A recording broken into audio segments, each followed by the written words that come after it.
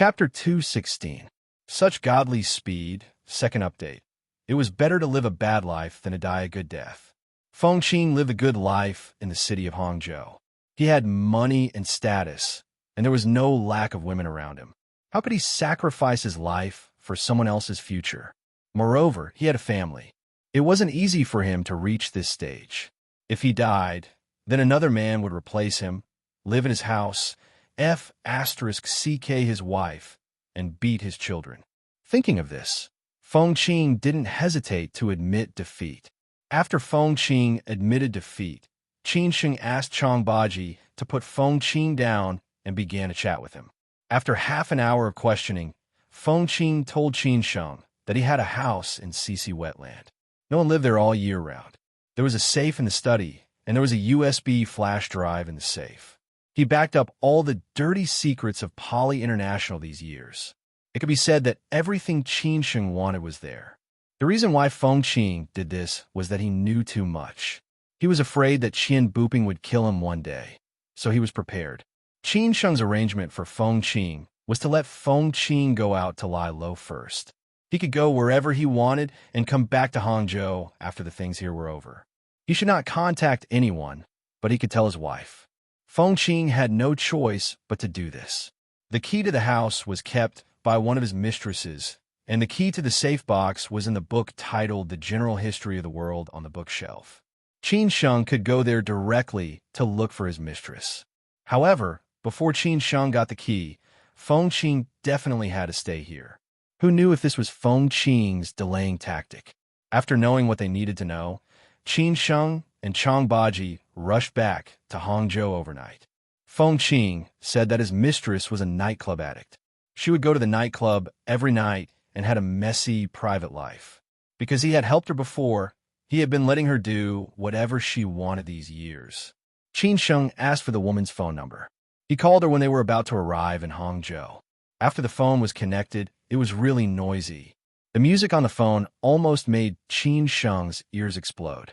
The woman shouted loudly, "Who are you?" Qin Sheng said directly, "Sister Liu, Manager Feng asked me to pick you up. He has something to discuss with you. If you want to see me, why didn't he call me?" The woman had already drunk a lot of wine and said in a daze, "Manager Feng, it's not convenient now. You'll know when you see her later," Qin Sheng said politely. This was the first plan. The second plan was to directly go to the bar to flirt with this woman and then coax her out. Qin Sheng was capable of this. "I'm at the Queen. Come over and call me when you arrive," the woman said thoughtfully. She hadn't seen Feng Qing for half a month. Recently, she was a little short of money and wanted to get some money from Feng Qing. That was why she didn't think much about it. Besides, she had drunk a lot of wine. Half an hour later, Qin Sheng was already outside the Queen. Chang Baji was sitting in the car. After Qin Sheng made a call to Lu Jie, he saw a woman wearing heavy makeup and revealing clothes walking over drunkenly. She was quite pretty. Qin Sheng smiled as he said, "Sister Liu, you drank too much." Sister Liu directly held Qin Sheng's arm and said, "Young man, you look quite handsome. Do you want to play with me tonight? I will definitely satisfy you." "Sister Liu, get in the car first. Manager Feng is waiting for you. If you like, I will play with you some other day." Qin Sheng touched Lu Jie's, but calmly. Sister Liu pushed Qin Sheng and said, "You are so annoying." Qin Sheng opened the car door for Lu Jie. Lu Jie didn't expect that there would be someone inside. When she got in, it was already too late. Chang Baji pulled Lu Jie in. Before Lu Jie screamed, Chang Baji had already covered her mouth. Then Qin Sheng got in the car slowly and drove away from the Queen. After driving the car to a quiet place, Qin Sheng stopped. He turned around and said to Lu Jie behind him, "I can let you go, but don't make a sound. Otherwise, I will kill you." Lu Jie had never seen such a scene. She was already scared and nodded hurriedly. Chang Baji then let go of Lu Jie. He promised that he wouldn't let Lu Jie act recklessly. Lu Jie trembled as she said, "You, who are you?" "Manager Feng asked us to come to you to get the key to the suite in CC. You tell me where the key is. I promise you'll be fine. If you play tricks with me, you may not live to see tomorrow's sun." Qin Sheng threatened. As long as it was not a robbery, it was just a key, Lu Jie said in a hurry. "The key? The key is in my house. I will get it for you now. Qin Sheng frowned and asked, "Where is your house?" More than 10 minutes later, Qin Sheng drove to the outside of a community in the uptown. He controlled Lu Jie and asked Chang Baji to take the key to Lu Jie's house to get another key. Everything went smoothly. Chang Baji came out after 10 minutes and got the key successfully. "Can you let me go now?" Lu Jie said cautiously. She knew that she was somewhat beautiful. She was afraid that people would rape her first and then kill her. After all, she had seen a lot of news, especially in summer. Qin Sheng chuckled and said, "Don't worry. When we get the key, we will definitely let you go." After another half an hour, Qin Sheng and Chang Baji took Lu Jie to the Cici Garden District, which was next to the Cici wetland. This time, it was Chang Baji who was controlling Lu Jie from outside. Qin Sheng took the key, walked into the district, and went to the location that Feng Qing had told him. After finding the house Feng Qing had told him, Qin Sheng opened the door and walked in slowly. The decoration of this house was really luxurious. He did not know why Feng Qing did not live here and insisted on leaving such a good house empty. Moreover, the air environment in Cici was so good. Qin Sheng could only sigh with emotion. The life of the rich was unimaginable. After visiting and finding the study, Qin Sheng found the book of global history. He got the key to the safe from the book and opened the safe in an orderly manner. There was no money in the safe, only some documents and a USB flash drive. The moment Qin Sheng picked up the USB flash drive, he knew that his task had been completed. Next, it would be the competition between Chao De and Qian Buping, which had nothing to do with him. As for how Qian Buping would deal with him, Qin Sheng would wait and see. After going through all the documents in the safe, Qin Sheng took away the ones related to Poly International and left the rest for Feng Qing. He was a man of quality. More than 10 minutes later, Qin Sheng came out of the Cici Garden community. After Qin Sheng got in the car, Chang Baji asked, "You got it?" Qin Sheng nodded silently. Lu Jie said somewhat nervously, "You've got what you want. Can you let me go now?" Qin Sheng did not say anything. After driving for about 20 minutes, he stopped the car, turned around, and said gloomily, "If you don't want to die, forget what happened tonight. Even if someone finds you, pretend that you don't know anything. As for whether you will call the police or not, I don't care. We have people in the Public Security Bureau. As long as they know what happened, they will definitely make you shut up forever. Can you do that?" Qin Sheng lied and threatened her. Lu Jie had long been scared and did not dare to act recklessly. She nodded helplessly and said, "Yes, I won't act recklessly." "Get out of the car," Qin Sheng said in a low voice. After hearing this, Lu Jie felt relieved, like a person who had been sentenced to death was suddenly released. She opened the door and got out of the car in a hurry. Qin Sheng and Chang Baji drove away. Lu Jie stood there at a loss. She did not dare to call the police at all. However, Feng Qing's things had been taken away. If he knew it, he would definitely not spare her. Consequently, after hesitating for a while, Lu Jie finally chose to call Feng Qing. However, Feng Qing's phone had been turned off. Lu Jie was completely panicked. She thought that Feng Qing was dead. Now, she did not even dare to go home. She had completely lost her sense of security and had to find a hotel nearby to rest. After Chang Baji and Qin Sheng got what they wanted, they went back to the Golden Coast directly. This thrilling night finally came to an end without any mishap. While Qin Sheng and Chang Baji were running around in Hangzhou City, Qian Buping and LV Shimin subordinates were looking for Qin Sheng and Feng Qing all over the city. They also used a lot of resources from Yuan Ke. However, there was no trace of Qin Sheng and Feng Qing at all. It was not until Qin Sheng returned to the Golden Coast that the subordinates who were keeping an eye on the Golden Coast told Qian Buping and the others that Qin Sheng had gone back. LV Shimin wanted to cut the weeds and eliminate the root of the trouble forever. He wanted to borrow some masters from Uncle Yuan. However, Qian Buping thought that they should not act rashly and alert the enemy. They should wait until they met his brother-in-law tomorrow. After returning to the Golden Coast, Qin Sheng checked the backups of the USB flash drive overnight. Meanwhile, he finished reading those paper documents. When he finished reading them, it was already 3 o'clock in the morning. Chang Baji had already fallen asleep. However, Qin Sheng was so excited that he did not feel sleepy at all. That was because he had already won the first round. Then, he would go on and see what Chowda wanted to do. In the morning, Qin Sheng set off for CC Garden at 7 o'clock. Chowda was already waiting for him in the garden. He had a regular schedule. In the past 2 years, he seldom went out at night, except for necessary social engagements. Basically, he stayed at home all the time. Even if he went out, he would definitely come back before 10 o'clock. After Qin Sheng met Chowda, Chowda asked the nanny to pour a cup of tea for Qin Sheng. After that, he asked with a smile, "Why did you see me in such a hurry? What's so important?" Qin Sheng put all the documents and the USB flash drive on the table and said in a deep voice, "These are all the problems of Poly International in the past 2 years. I've already got them. As for what to do next, it is up to you to decide." Chowda's expression changed slightly. He did not expect Qin Sheng to be so fast. Originally, he thought that he might need 1 or 2 months to make progress. Unexpectedly, Qin Sheng, who had just joined Yuanda Holdings for less than 10 days, had already taken over Poly International. This was really surprising to him. After all, Qian Buping was an old fox. Chowda stared at Qin Sheng and thought about it. After a few minutes, he came to his senses. He picked up his things and stood up slowly. "You go and have breakfast first. I will talk about it after I finish reading them." Qin Sheng and Chowda walked into the villa side by side. Chowda, who looked gloomy, went straight to the study. Qin Sheng, who had not eaten anything since last night, walked into the dining room. At the dining table, except for Chowda's wife, who was not there, the others were already waiting for him, and Chowda Qin Sheng looked at the young woman, who was extraordinarily beautiful today, and said respectfully, "Second aunt." The young woman smiled and said, "Qin Sheng is here. Sit down quickly." She looked very amiable.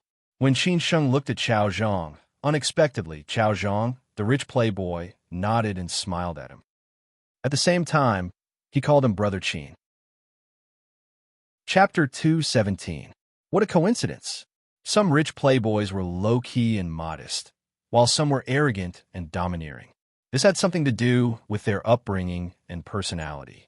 However, it was not so easy for ordinary people to integrate into the life of rich playboys. Even if they forced themselves in, they would be out of place. Their lifestyles, circle of friends, speech and behavior were very different. Qin Sheng felt that in Chao Zhang's eyes, he was just an ordinary person. Although he was Chao Da's assistant, Chao Zhang might think that he was just a worker in their family. For example, he said that night that he could make Qin Sheng lose his job. However, Chao Zhang apologized to him later. Qin Sheng was a little surprised at that time. Later, when they encountered danger in the parking lot, he also saw Chao Zhang rushing to help with his friends. This made Qin Sheng have a good impression of Chao Zhang, but he still did not think that he could get Chao Zhang's approval in a short time. He did not expect that Chao Zhang would directly call him Brother Qin today. After Qin Sheng came back to his senses, he smiled and nodded. "I have nothing to do tonight. Let's have a drink at Guangyin. I quite like the atmosphere there. Your band is very good. Tonight's class gathering may be very late. How about tomorrow night?" Chao Zhang said truthfully and did not reject Qin Sheng's good intentions. Qin Sheng said casually, "Okay, then I'll call tomorrow night." Chao Da's second wife was called Mina. She was a very smart woman. She had always been very clear about her position in the family. Many things were handled by her, and she got along well with the son and daughter of the first wife. Although the relationship between the two young masters and the young ladies was sometimes stiff with their biological parents, they were like friends of the same age to her. Mina was also a little surprised. She had never seen Chao Zhang so respectful in front of his peers. Thinking that the two might have a story, it also showed that Qin Sheng was not simple. So she smiled and said, "Qin Sheng, talk to Chao Zhang more when you are free. His gang of scoundrels only knows how to drink and pick up girls." "Second mother, you were talking about me again," Chao Zhang said a little embarrassedly. Qin Sheng chuckled and said, "Second aunt, I think it's good. Young people should live like this. When I was in college, it was the same." Mina covered her mouth and smiled. Good, good, good. You're all young people, only I am old." Chao Ying stared at Qin Sheng, feeling that this man was a smooth talker. She could not see anything special about him. How could he make her father trust him so much and make her brother lower his head? Why hasn't old Chow come over to eat yet? Mina frowned. Qin Sheng smiled and explained, Mr. Chow has something urgent to deal with, so he asked us to eat first. He'll come over after he's done with his work. Then let's eat first, Mina nodded. When they were eating, the atmosphere at the dining table was not as serious as when they first came to the Chow family. Mina and a few young people were talking and laughing. It was the first time that Qin Sheng saw the rebellious Chow and smiling innocently. Thinking of this girl's big sister look that night, Qin Sheng felt a little funny. There was also his youngest daughter, Yur. She was pink and cute, constantly chattering away, causing everyone to be unable to restrain their laughter. After everyone had finished eating, Chowda still had not come out of the study.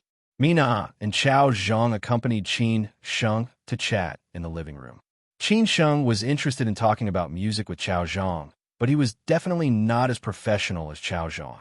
When Chao Zhang talked about music, his eyes were obviously full of vigor. Obviously, he really liked music and was not playing around. Sometimes, in the eyes of these rich and powerful children, no matter how bright their interests were in the eyes of their elders, it was just nonsense. For them, only by following the path that they set was the right path. About an hour later, the nanny walked into the living room and said, Mr. Qin, Mr. Chow wants you to go to the study. Hearing this, it was obvious that Chowda had made up his mind. Qin Sheng nodded to Mina and Chao Zhang, then stood up and went to the study. In the study, Chowda, who rarely smoked, obviously smoked a lot. The study was filled with smoke. Chowda opened the window to breathe, only turning around when Qin Sheng came in. I didn't expect them to be so unscrupulous in the past 2 years. The internal situation of the company is more serious than I thought. It may involve a lot of gray transactions, Chowda said bluntly. Qin Sheng nodded silently and said, I'm also very shocked. Just Poly International alone has lost so much money in the past 2 years. The internal financing is illegal, and the external borrowing is private. They don't care about the group at all. If these things are handed over to the police, it will be enough to keep Qian booping in jail for more than 10 or 20 years. 2 years. In just 2 years, the company that I spent more than 20 years to build up has become like this. It's really sad. Chowda sighed and said, from Qian booping, we can see how big the problems of the other subsidiaries are. Qin Sheng, what do you think we should do? Cut the Gordian knot, scrape the bones to heal the wounds, change the industrial structure, cut off the unnecessary industries and sell them, and build a new Yuanda, Qin Sheng said thoughtfully. Chowda continued to ask, what should we do with this group of people? This is up to you, Qin Sheng said sensibly. Chowda had a lot of things to consider. After all, only he could see the truth behind the fog. Qin Sheng would not make a decision on his own. Chowda thought about it carefully and said, I'll think about it. Keep it a secret, don't let others know. I understand. Qin Sheng nodded and said. Chowda asked curiously, how did you get these things? I use some special means. But don't worry, I have a sense of propriety, Qin Sheng said confidently. Chowda did not ask much. He waved his hand and asked Qin Sheng to go back first. He had to think about it carefully whether he could make up his mind to do these things. After all, it might cause turmoil, not only the loss of interests, but also a lot of people might be offended. When Qin Sheng set off from the Golden Coast to Joshi Rose Garden, he already knew that he was being followed. Even after he left, this person was still following him. Qin Sheng did not bother to pay attention to him, knowing that he was Qian Booping's man. Qin Sheng did not plan to go to the company today, because Xue Qingyan was going back to Hangzhou. They made an appointment to drink tea and chat at the lakeside house. Qin Sheng had nothing to do, so he asked Chong Baji to go with him. Moreover, Xue Qingyan had not seen Chong Baji for more than half a year. When they met in Hangzhou last time, Xue Qingyan was not there. The lakeside house tea house was quite famous in Hangzhou. The ancient building was close to the West Lake, so it was called Lakeside House, which had a good reputation of sharing the scenery of the lake and the mountain. Maybe it was early in the morning, there were not many people here. When Qin Sheng and Chong Baji arrived, Xue Qingyan was already sitting in the box with her friends. A beautiful woman was making tea for them, and there were several plates of snacks and fruits on the table. Xue Qingyan was dressed in plain clothes today, looking very delicate. Seeing Qin Sheng and Chang Baji coming in, Xue Qingyan smiled and teased, "Lao Chang, I knew that as long as Qin Sheng came back, you would definitely appear." Qin Sheng had told Xue Qingyan before that Chang Baji was back. Xue Qingyan also knew about the gathering in Hangzhou, but she could not attend it at that time because she had something to do. Chang Baji laughed and said, "No matter how good the scenery is, it is not as good as the smile of a beautiful woman. Miss Xue is still so beautiful and moving." "This is the first time I heard you praise me." Xue Qingyan pointed at Chang Baji and said. Sitting next to her was a young woman who was dressed very well. She was one of her close friends, so she brought her to Qin Sheng to meet her. Naturally, she still wanted her to take care of Qin Sheng. After Chang Baji and Qin Sheng got closer, Xue Qingyan then pulled the elegant young woman who was wearing a long gray dress and said, "Let me introduce you guys. This is my best friend, Sumu Xue." Following that, Xue Qingyan introduced Qin Sheng and Chang Baji. Her introduction to Qin Sheng was still as simple as before. "This is my younger brother. In the future, when I'm not in Hangzhou, you have to help me take care of him." Qin Sheng hurriedly greeted politely, "Hello, Sister Su." The atmosphere of the few of them was very good. After all, there were two beautiful women around. Coupled with Qin Sheng's glib tongue, the two beautiful women could not stop laughing. Chang Baji did not even need to show off at all. In such occasions, he had always selectively disappeared. Occasionally, he would say a few words that were neither light nor heavy, and did not take away the lead role. "Qin Sheng, do you have a girlfriend? If you don't, then leave this matter to me." Su Mushiwa's character was very good. Although her husband was only a director in the municipal party committee, he was young. His father-in-law retired as a deputy provincial governor, and his uncle was the new deputy governor of the neighboring province. The Su family was also a scholarly family.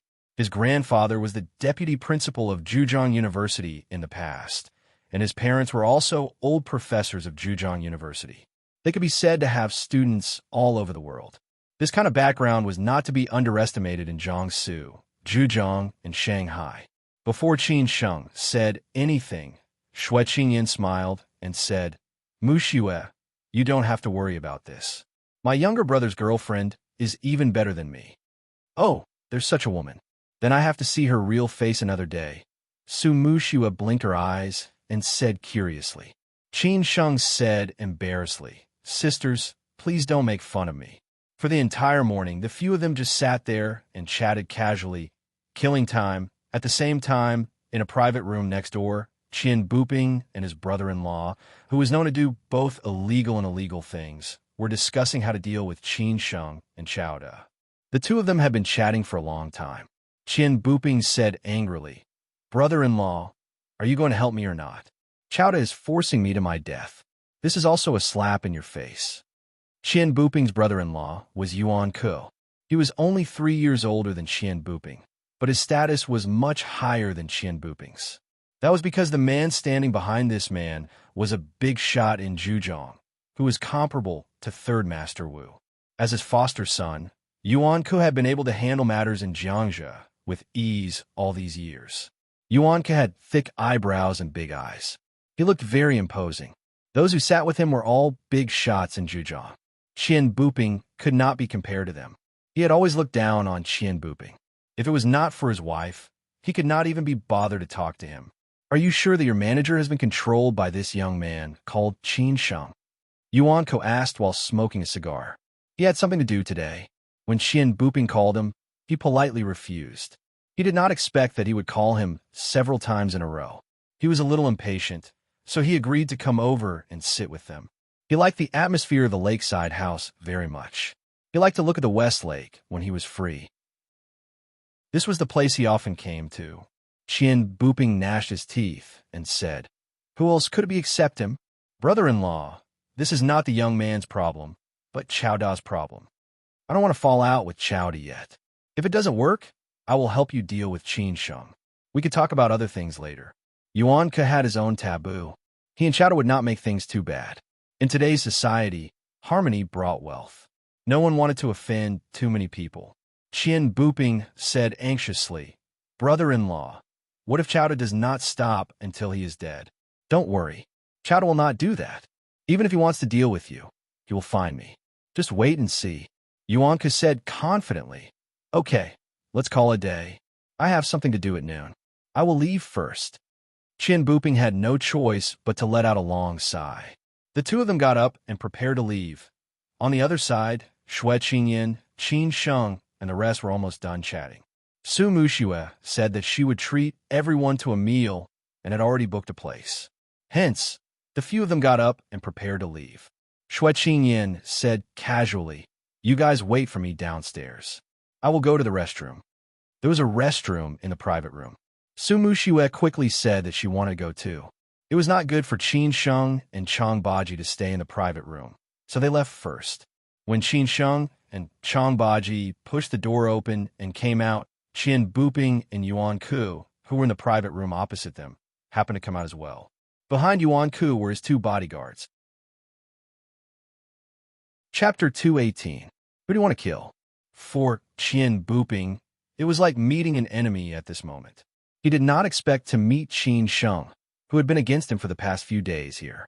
Although Qin Sheng was a little surprised, he did not show it. He just felt that it was quite interesting. He could meet anyone but Qian Buping. "Mr. Qian, how are you? I didn't expect to meet you here."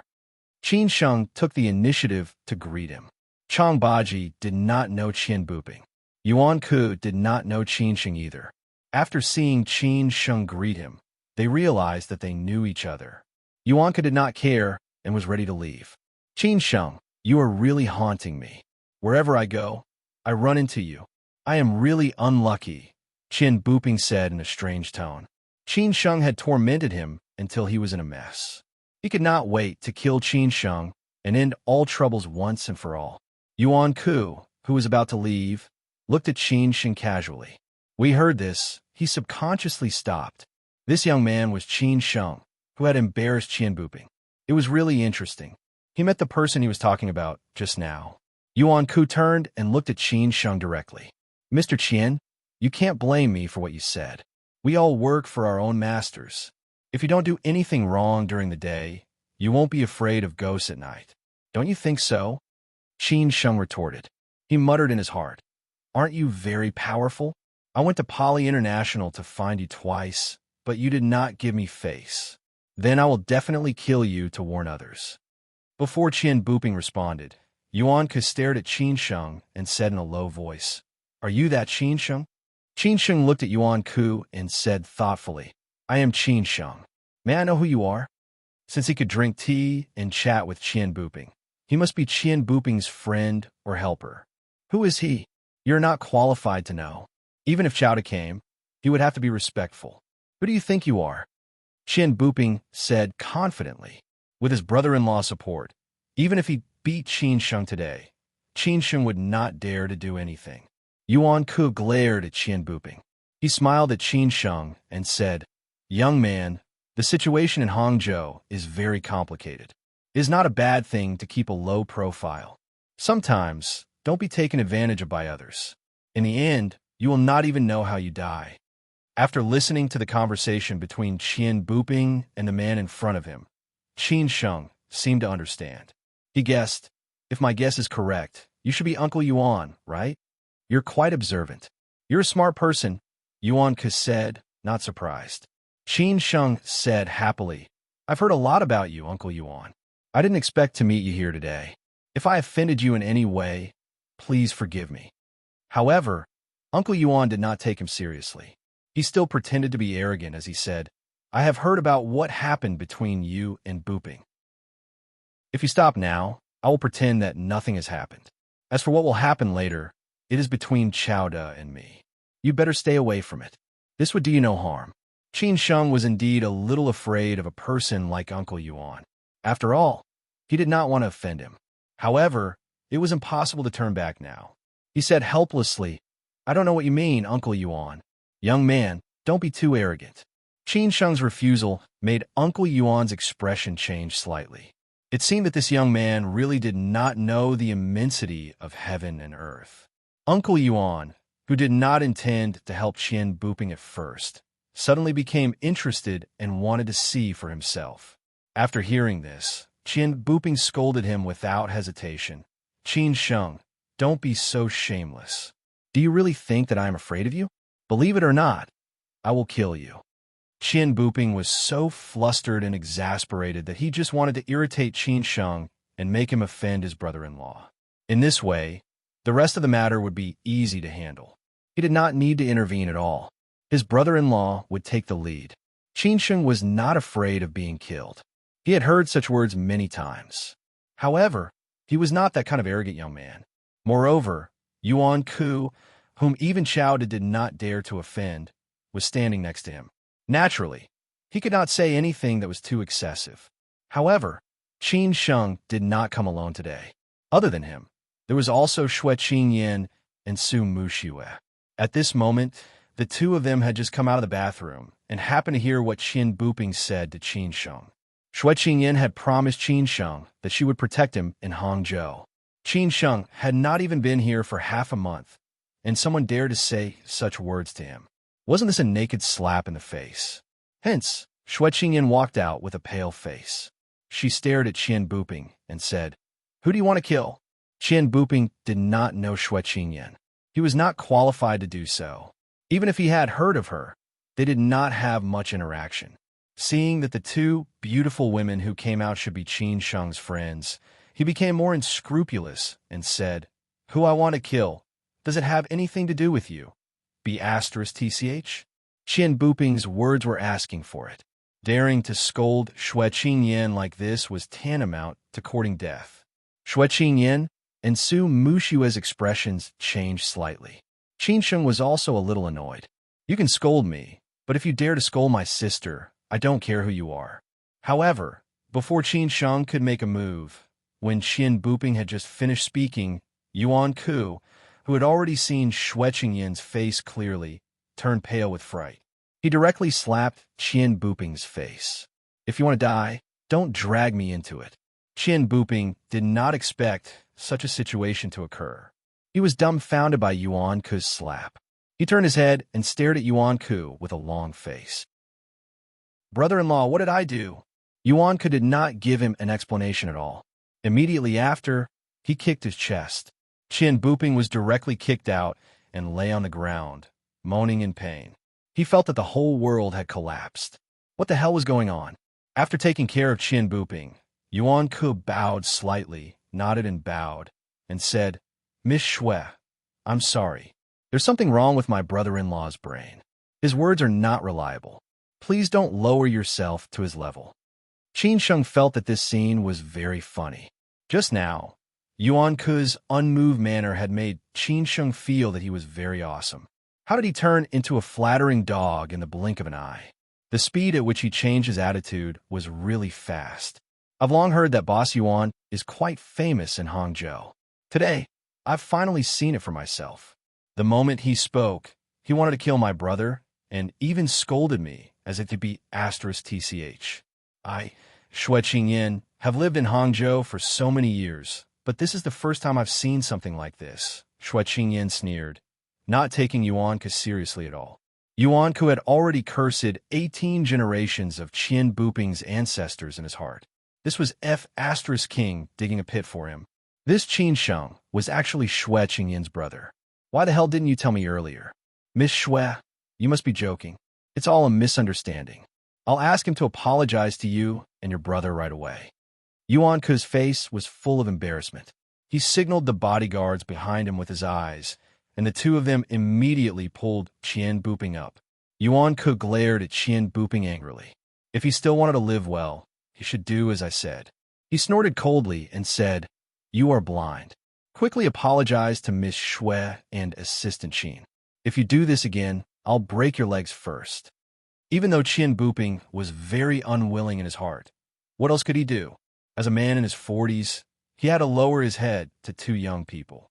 However, this society paid attention to strength. Even though he did not know the identity of the other party, even his brother-in-law had become so humble. Who was he? Qian Buping had no choice but to throw caution to the wind. He directly slapped himself in the face and said, Miss Shui, it's all my fault. I hope you can forgive me. Assistant Qin, please don't take what I did to you in the past too seriously. I'm just a nobody. I bully the weak and fear the strong, and I don't know what's good for me. I hope you can forgive me. Power is really a good thing. The two people who had been acting all high and mighty just now were now in such a state. It was really a sigh. There were already quite a number of people in the corridor of the private room who were watching the show. No one knew what had happened. All right, don't embarrass yourself here, Shui Qingyan said disapprovingly. Yuan Ku immediately understood and hurriedly thanked her. Miss Shui, I'm really sorry.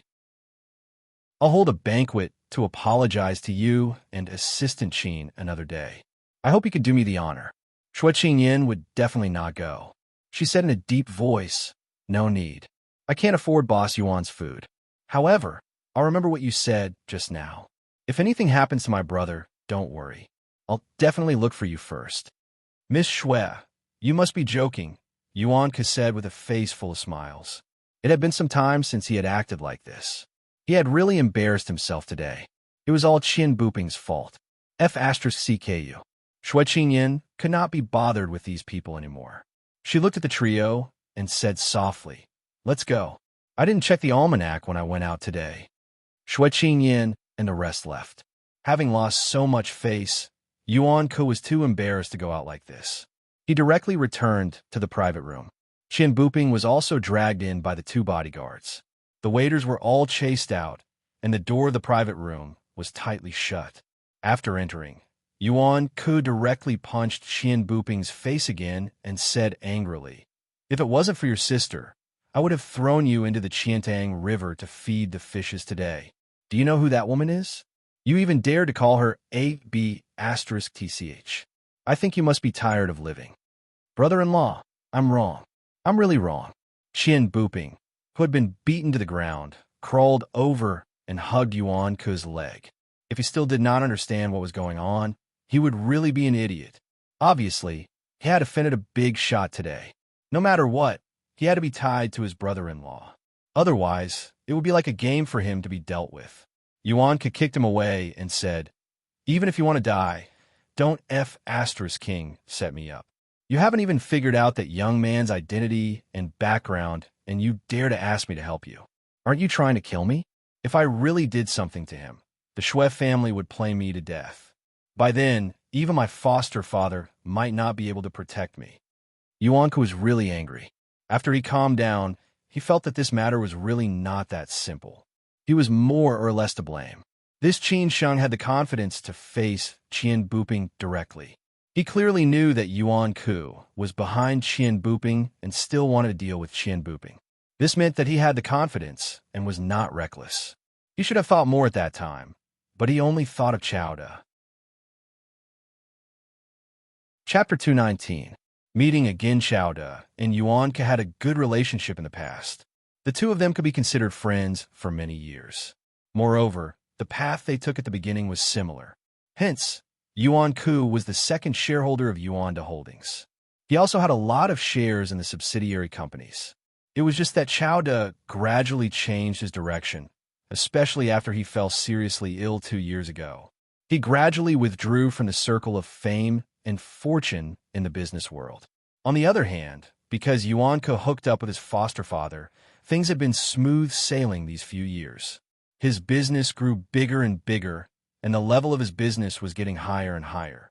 Perhaps it was because they had different goals. The differences between the two of them gradually widened. In the end, they did not see each other much. After Chowda did not care about Yuanda, Yuan Ke started to think about Yuanda. After all, the difference in strength was too big now. Yuan Ke had no fear toward Chowda at all. However, there was a change now. The Shui family and Chowda were connected. If Yuan Ke wanted to trick Chowda again, he would have to think twice.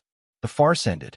Shui Qingyan only showed up and helped Qin Sheng set up a protective umbrella. No matter how bold Qian Buping was, he would not dare to find trouble with Qin Sheng. Hence, Qin Sheng completed his mission and got away successfully. After eating with Shui Qingyan and Su Muxue, Qin Sheng and Chang Baji came back. Shui Qingyan and Su Mushue went shopping. Qin Sheng did not want to be a coolie. Qin Sheng asked Chang Baji to go back to Tianmu Mountain. Now, he could let Feng Qin go and hide for a while. Qin Sheng subconsciously felt that if Chowda really took down Qian Buping and the gang, there would definitely be a lot of vacancies in Yuanda. By then, he could let Chang Baji and Hao Lei stay in Hangzhou. In addition, Chang Baji could borrow 2 disciples from a senior. He would have a direct line of support in Hangzhou. This way, the road ahead would be easier. Chang Baji drove Xia Ding's car away. Qin Sheng returned to the company directly. Now that he had confidence in the company, he did not need to care about Qian Buping, LV Shimin, and the gang. He called Yu Qian and the other secretaries over and said bluntly, "If you still want to stay in Yuanda, you will answer whatever I ask you today." Yu Qian, who was dressed in professional attire, frowned and said, "Assistant Qin, what do you mean by this? I'll give you one more chance. I don't care whose side you're on, and I don't care who you'll tell when you walk out of this door. But now, if any of you think too much, I can tell you that you don't have to come to work tomorrow. You can take this as Mr. Chow's intention," Qin Sheng said with a gloomy face. If he could not even take down these few people in the office in the company, then he really had no one else he could use.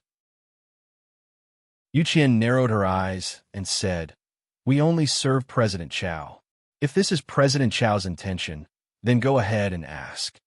For the whole afternoon, Qin Sheng stayed in the office and let Yu Qian and the other secretaries talk about the problems of every department leader and the person in charge of the subsidiary companies of Yuanda, including the problems and loopholes of the group, what doubts they had before, and so on. Why did Qin Sheng do that? It was to prepare for the upcoming purge. As long as Chowda took down Qian Buping and his gang, the others would naturally understand what was going on. Qin Sheng did not play games with them. Everyone stayed with a clear conscience. As long as there was a problem, if they did not take the initiative to confess, then they would go through the formal procedures. When it was almost time to get off work, Qin Sheng called Yu Qian to the office. He narrowed his eyes and looked at the well-developed Yu Qian. This made Yu Qian feel a little scared. She said cautiously, "Assistant Qin, what's the matter?" Qin Sheng chuckled and said, "Yu Qian, you don't seem to trust me. Or do you think that it's impossible for me to move the stagnant Yuanda?" "Assistant Qin, you think too much," Yu Qian said politely. But to be honest, she really did not want to get involved in the fight between Qin Sheng and Yuanda. Qin Sheng waved his hand to stop Yu Qian and said, "Yu Qian, but I hope that you'd better not be the worst kind of person I think. Otherwise, I won't be soft-hearted to women." Yu Qian's expression changed slightly.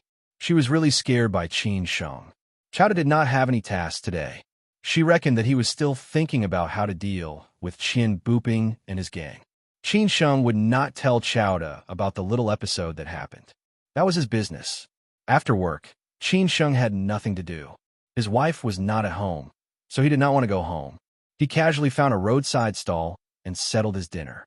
He called his wife to express his condolences and flattered her by saying that she had worked hard for the charity work of the motherland. His wife teased him a little, but Qin Sheng was very happy in his heart. Shui Qingyan asked Qin Sheng to visit an old man tomorrow morning, but she did not tell Qin Sheng the identity and background of this old man. Qin Sheng was very grateful to Shui Qingyan. He had only put in a little effort, but what he got was a mountain full of peach blossoms. Since he had nothing to do, Qin Sheng strolled to the Huanglong Sports Center. He went to the nightclub that was doing well and strolled around. He did not look for the person in charge there. He just casually stayed for a while and finally came to Guangyin. There was still no performance at Guangyin tonight. Only the band and singers that usually stayed there were there to show their musical talents. Qin Sheng was very curious. Guangyin's environment and equipment were good, and the quality of the service staff was also not bad. Why was the business so bad? Or was this kind of live house not suitable for the land of Hangzhou? Not long after Qin Sheng sat down, Yu Yixiao, who was there every day, walked over and teased, "Are you still not drinking tonight?" "My wife is not here. I could drink 2 glasses of beer," Qin Sheng said casually. Yu Yixiao was indeed an interesting person. Qin Sheng did not deny his love for music, but he was not a talent for operation. Hence, Yu Yixiao ordered the waiter to bring a few bottles of Corona. Qin Sheng added ice cubes and clinked glasses with Yu Yixiao. He then said, "Old Yu, why is Guangyin's business so bad? This can't do." The look in Yu Yixiao's eyes changed slightly. "Assistant Qin, just say what you want to say. I'm not that pretentious." "Then I'll be honest. I don't think it's good that Guangyin has been operating for so long and has been making losses. There's no doubt that Mr. Chow and Chow Zhang appreciate your musical talent, but you didn't bring them any profits. What they invested was real money. Everything has an end. If one day Mr. Chow quits Yuanda, what will happen to Guangyin? I don't think any boss would keep it," Qin Sheng said without hiding anything. Yu Yixiao was a little embarrassed, but he had to admit that this was the truth. Without the support of the father and son of the Chow family, Guangyin might have closed down a long time ago.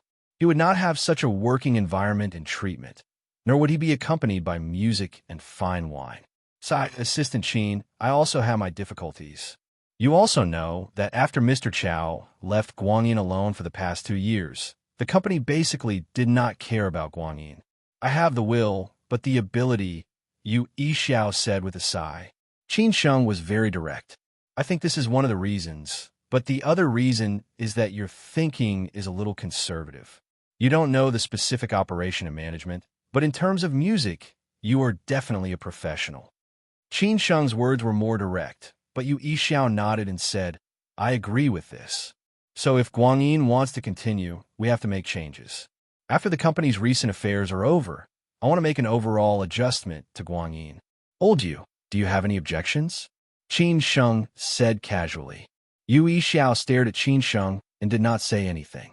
Qin Sheng said very directly, "I want to find a professional operation talent for Guangyin who knows how to build Guangyin into a brand and let it become a business card of Hangzhou Live House, different from the bars in Huanglong Sports Center. When people mention Live House, the first thing they think of is Guangyin. You will still be in charge of the overall situation, but mainly in charge of music. I will contact a well-known music management company in the country and guarantee that Guangyin will have 1 or 2 professional performances every week for a year. The rest of the time, you can leave it to local musicians or bands in Hangzhou, or to those bands and musicians that are less popular in the country." After Yu Yixiao heard this, although he was a little uncomfortable, he knew that Qin Sheng was doing this for Guangyin, and what he had to overcome was the selfishness in his heart. After all, he treated Guangyin as his own territory. "Whether you agree or not, this is what I will definitely do. Think about it. At your age, sometimes you would rather stay where you are than take a step forward. This is psychological inertia." Qin Sheng stared at Yu Yixiao and said. Yu Yixiao said thoughtfully, "Let me think about it." When Yu Yixiao lowered his head and was deep in thought, Qin Sheng noticed a strange acquaintance sitting at the bar of Guangyin. She was wearing a floral dress, clean and neat. She ordered a cocktail and squinted at the singer on the stage. It seemed that there were already experienced hunters in the bar who had noticed this beauty and were thinking about how to go over and strike up a conversation. Qin Sheng did not greet Yu Yixiao. He slowly walked over with a glass of beer in his hand and sat directly next to the beauty. He smiled and said, "Do you think I believe in our fate, or did you find this place specifically?" "Think whatever you think." The beauty turned around and stared at Qin Sheng, saying with a smile in her eyes. This beautiful woman was none other than Qin Ran, who had come to Hangzhou from Beijing because she missed her brother. She had just arrived in the evening. After leaving her things at the hotel, she directly asked for Qin Sheng's location and ran over. After seeing Qin Sheng in Xiamen, she finally solved her years of worry and eased the pain of missing him. However, not long after returning to Beijing, she missed her brother again. Unfortunately, there were too many things to do, and she had some scruples. That was why she came to Hangzhou after such a long time. Qin Sheng joked, "I'm very curious. Is your dead friend your boyfriend? Is it because I look like him that you are looking for me?" Qin Ran really wanted to knock on her glib brother's head. What kind of mess was he thinking? However, she resisted this impulse and just drank her beer, not knowing whether to laugh or cry.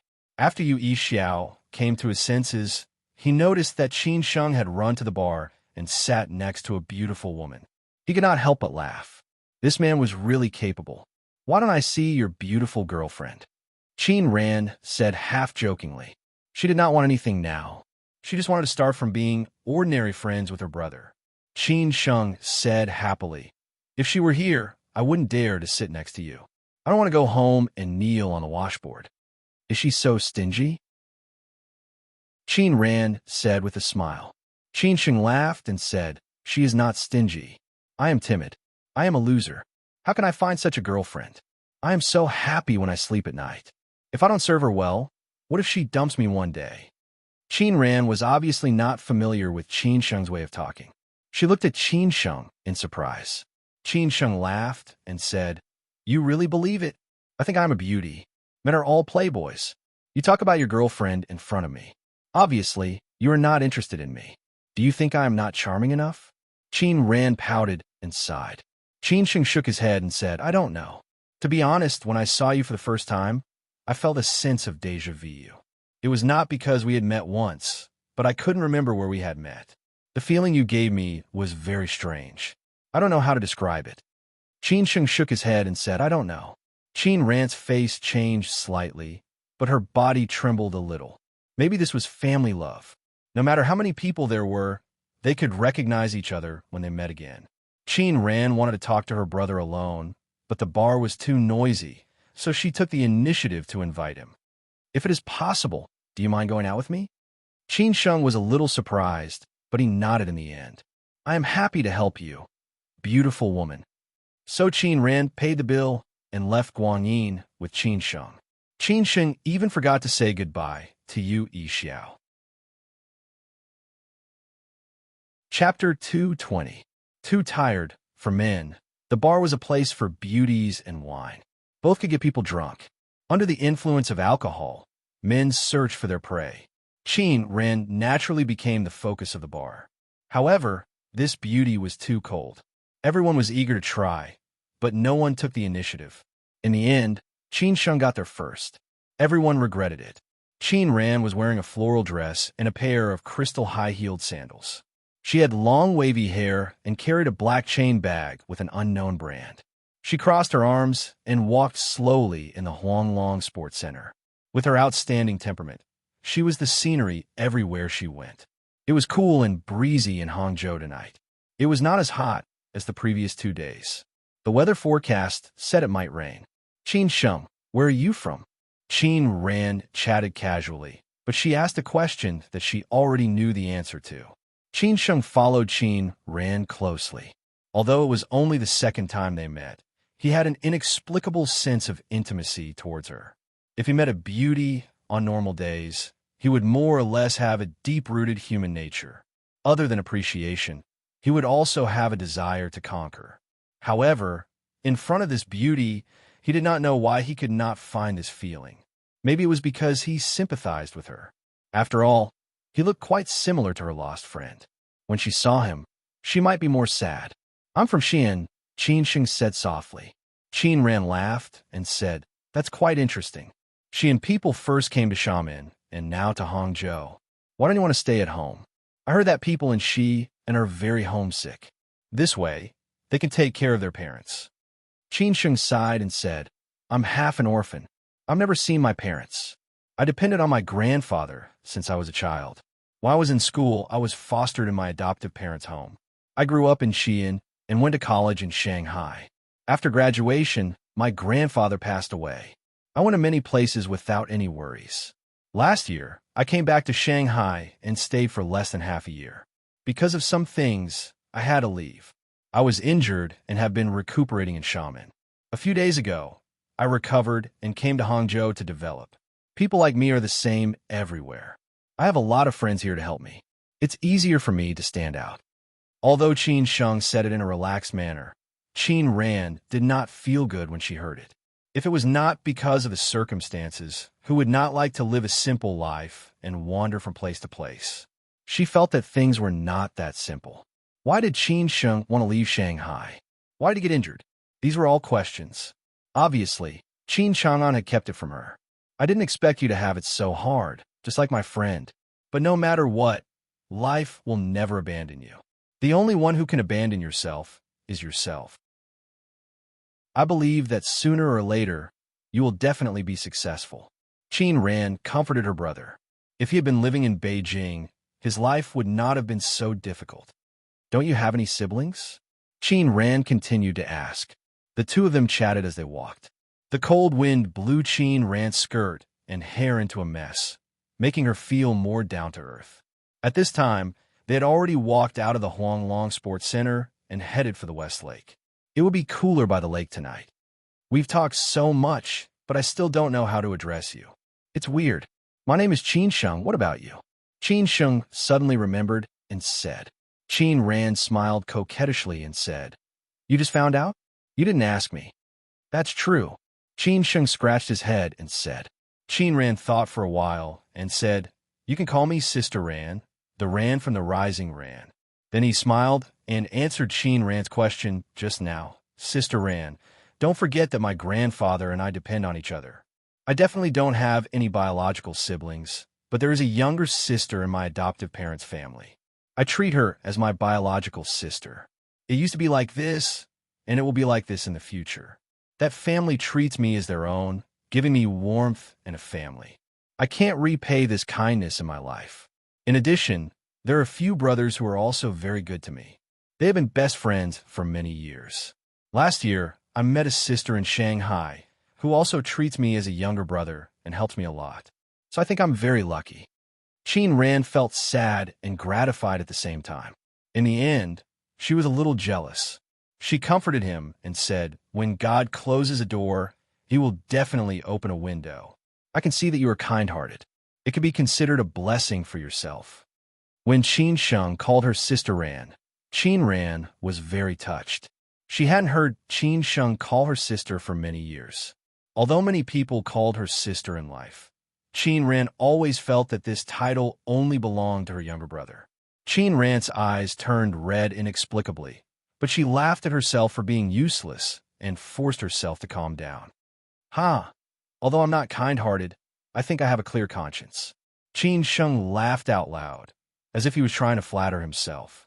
Qin Ran changed the topic and asked casually, I don't think your girlfriend is a child from an ordinary family. I didn't expect you to be so capable. Tell me, how did you get her? Qin Sheng didn't know whether to laugh or cry. Sister Ran, how should I say this? I don't know how to explain it. Maybe I'm really lucky. My girlfriend's family is really good. They're a big family in Ningbo and have a high status among the businessmen in Zhejiang. As for me, I'm just a poor loser with no car or house. We've been through a lot of setbacks to get to where we are today, but she sacrificed too much. She followed me from place to place and suffered a lot. I always feel sorry for her. Hearing what Qin Sheng said, Qin Ran felt very sad. She really wanted to say, Brother, you are not a poor loser with nothing. You're the only man in the Qin family. Only you look down on others, but you don't deserve anyone. Qin Ran sighed with emotion from the bottom of her heart as she said, It seems that there is true love between the two of you. However, your girlfriend is not an ordinary woman. She must have a lot of courage and determination to choose you under such circumstances. You should cherish her. She also thanked Lin Su silently in her heart. She thanked her for taking care of Qin Sheng on behalf of the Qin family and for doing everything for Qin Sheng. Qin Sheng continued, I never thought that I could get her, and I didn't think that she would say yes. We had an experience together 3 years ago, but after that, we didn't contact each other for 2 years. Although I already liked her at that time, I still had my own things to do. So who did she? After we met again last year, I felt that I couldn't let her go. No matter what the final result was, I should work hard so that I wouldn't have any regrets in life. She had a lot of pursuers. To put it bluntly, how could I be compared with her pursuers? But she chose me. Everyone thought it was unbelievable, including me. But she said that it was fate and also her life. What happened after that was not so romantic. Her family would not agree to it no matter what. Her friends did not think highly of her. Her pursuers tried to stop her in every possible way, but she still insisted on her own choice. She almost broke up with everyone. Hence, we went to Shaman later. It could be said that we avoided everything. Now, we are living a stable life in Hangzhou. I didn't expect you to go through so much, Qin Ran said in surprise. She admired Lin Su even more. Such a woman was a man's dream, but she didn't expect her brother to meet her. It could be considered his blessing. Qin Sheng sighed and said, "Life is about experience. The more you experience, the more you understand, and the more you cherish everything that is hard to come by." "What you said is quite philosophical," Qin Ran said with a smile. Qin Sheng said proudly, "What do you think? I'm a top student in the philosophy department of Fudan University." "Ha ha ha. Okay. You are a professional," Qin Ran echoed. It was rare to see Qin Sheng's mischievous side. However, Qin Ran felt a little stifled in her heart, because today's brother was completely different from when he was young. In the past, he was full of innocence and nature, and always had a cute smile on his face. But today's brother did not make people feel that kind of vitality. He was much more mature than his peers, and full of pressure. Qin Sheng changed the topic and asked, "Sister Ran, let's talk about you. You have been talking about me." "Me? My life isn't as tortuous as yours. I've lived a pampered life since I was a child. I've been spoiled and loved by everyone. No matter what I want, I can get it. No matter where I want to go, I can go.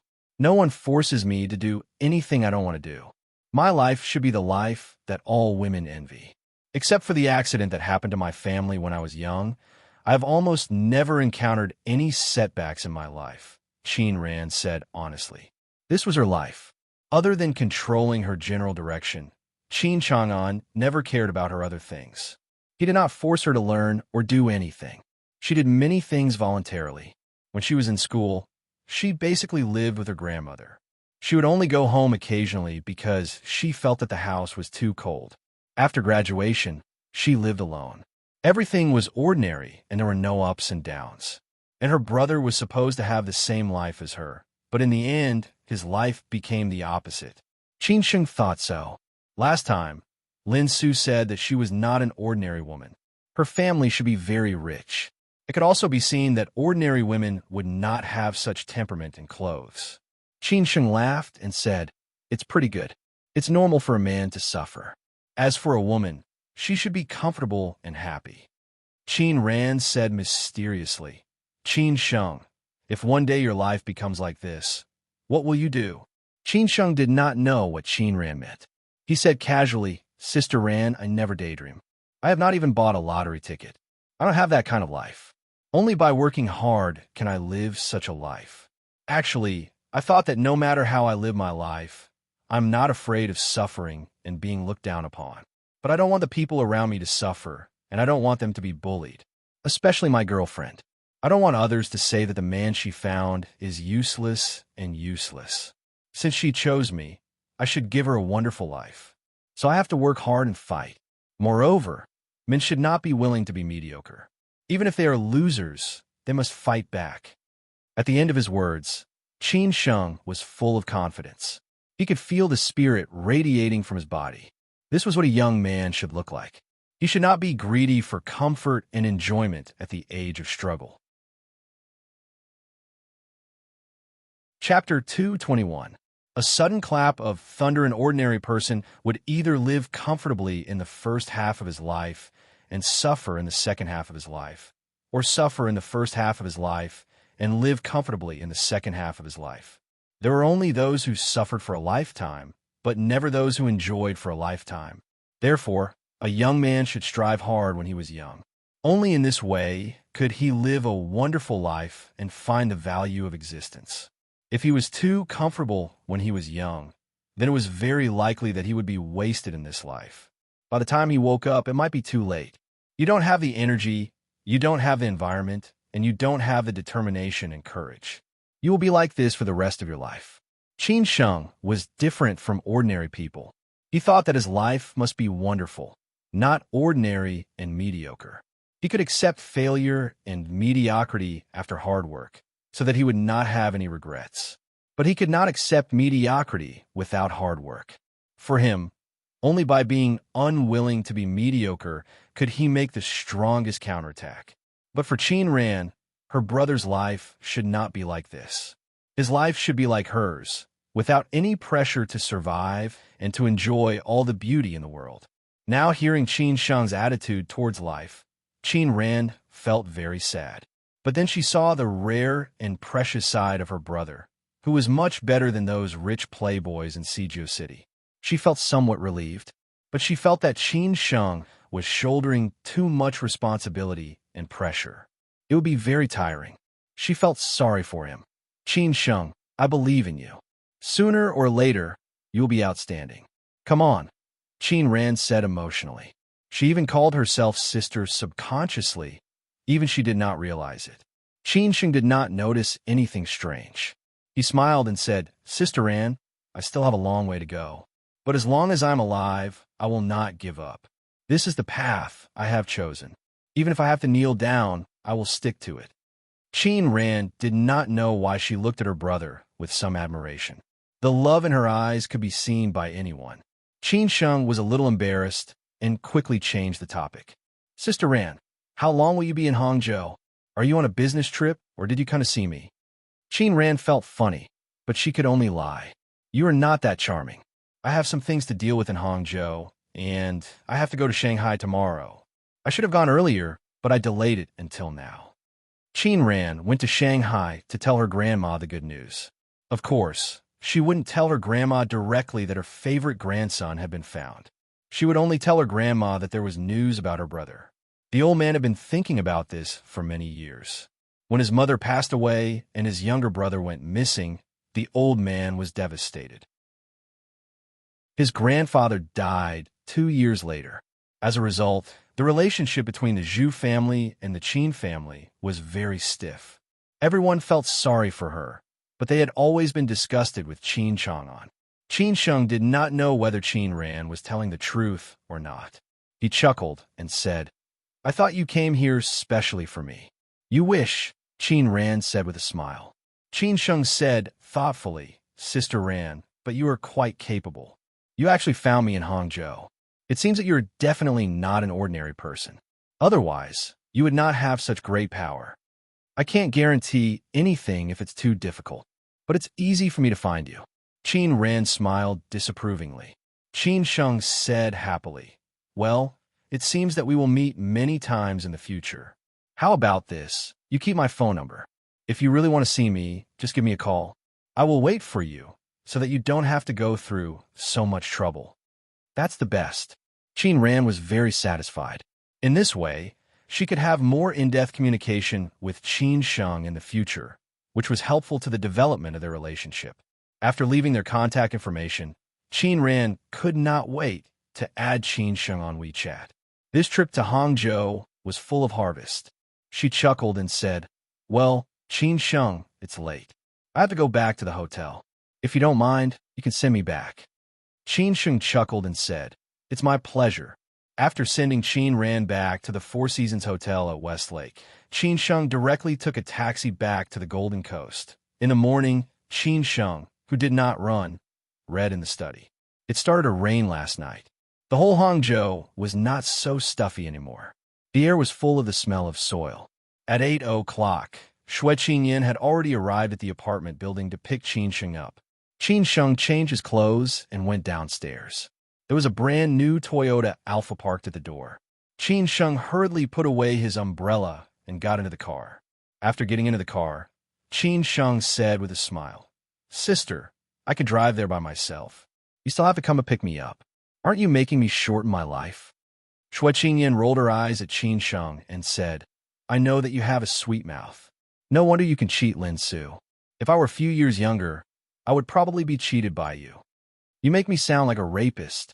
Qin Sheng curled his lips and said, If I can cheat you, sister, I won't have to worry about food and clothing for the rest of my life. I can only enjoy the happiness of leisure. It's a pity that I don't have this blessing. Xue Qingyan said without warning, What if I give you a chance? Master, how much does this car cost? It's quite comfortable to sit in.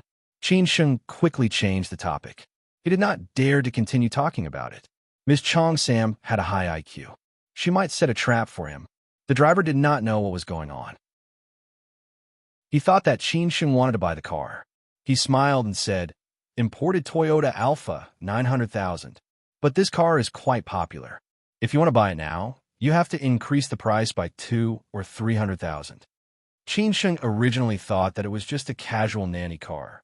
He was stunned and said, "Oh my God, so expensive. It's a pity that I can't even afford a wheel." The driver was also stunned and did not know how to respond. Xue Qingyan, who was beside him, was already smiling. The old man that Xue Qingyan wanted to bring Qin Sheng to lived on the Team Mountain in Maijiawu. The last time Qin Sheng came to Hangzhou, he stayed in Maijiawu for a few days.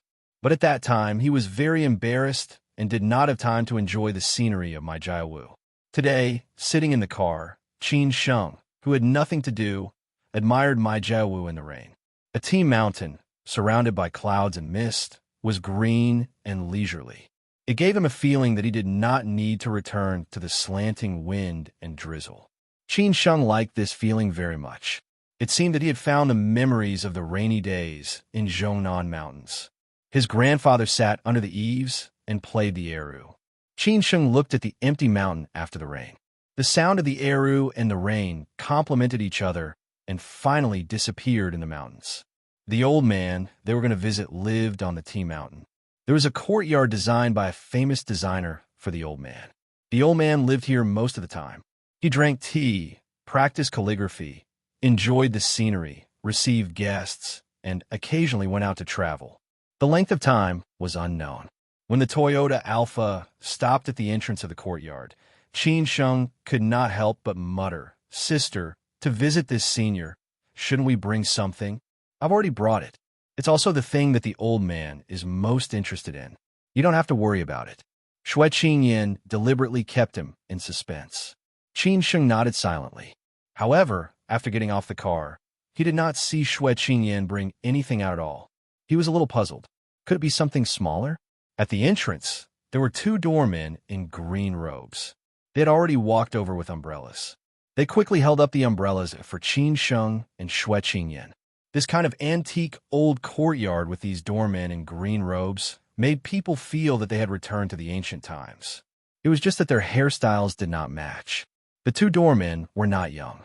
Qin Sheng also did not know their identities. He just followed Xue Qingyan and walked into the courtyard under the guidance of the two doormen. The design of the entire courtyard was very particular. There were green bricks and gray tiles, a small bridge overflowing water, water terraces and pavilions, stone slabs and green paths. Almost all the houses were made of brick and wood. There were carvings on the pillars, eaves and beams, etc. There were different rockery or gardening products placed everywhere in the courtyard. It seemed that any place could become a unique scenery. They did not enter the house. They just walked along a small path in the courtyard, passed through a few doors, and finally arrived at the back of the courtyard. At this moment, the old man was practicing calligraphy under a pavilion. There was no barrier around the pavilion, so he could overlook the scenery of Maijiawu. At this time, Maijiawu in the rain could be seen in the panoramic view. There were two beautiful women in cheongsams standing beside him. There were also two doormen in green robes. They could even hear the melodious sound of the guzheng. This artistic conception was really awesome.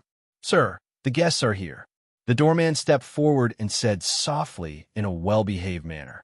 The old man put down his brush and ink. He turned his head and looked at Qin Sheng and Xue Qingyan with a smile. Qin Sheng said, "Qingyan and little Qin are here."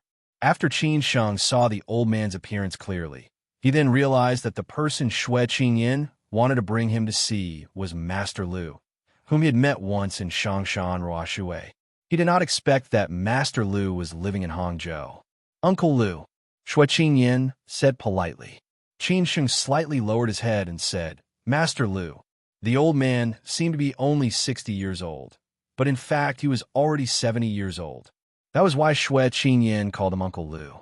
It was only because the old man paid more attention to health and exercise that he looked so young. The silver-haired Master Lu said casually, "Little Qin, why didn't you come to visit this old man when you came to Hangzhou?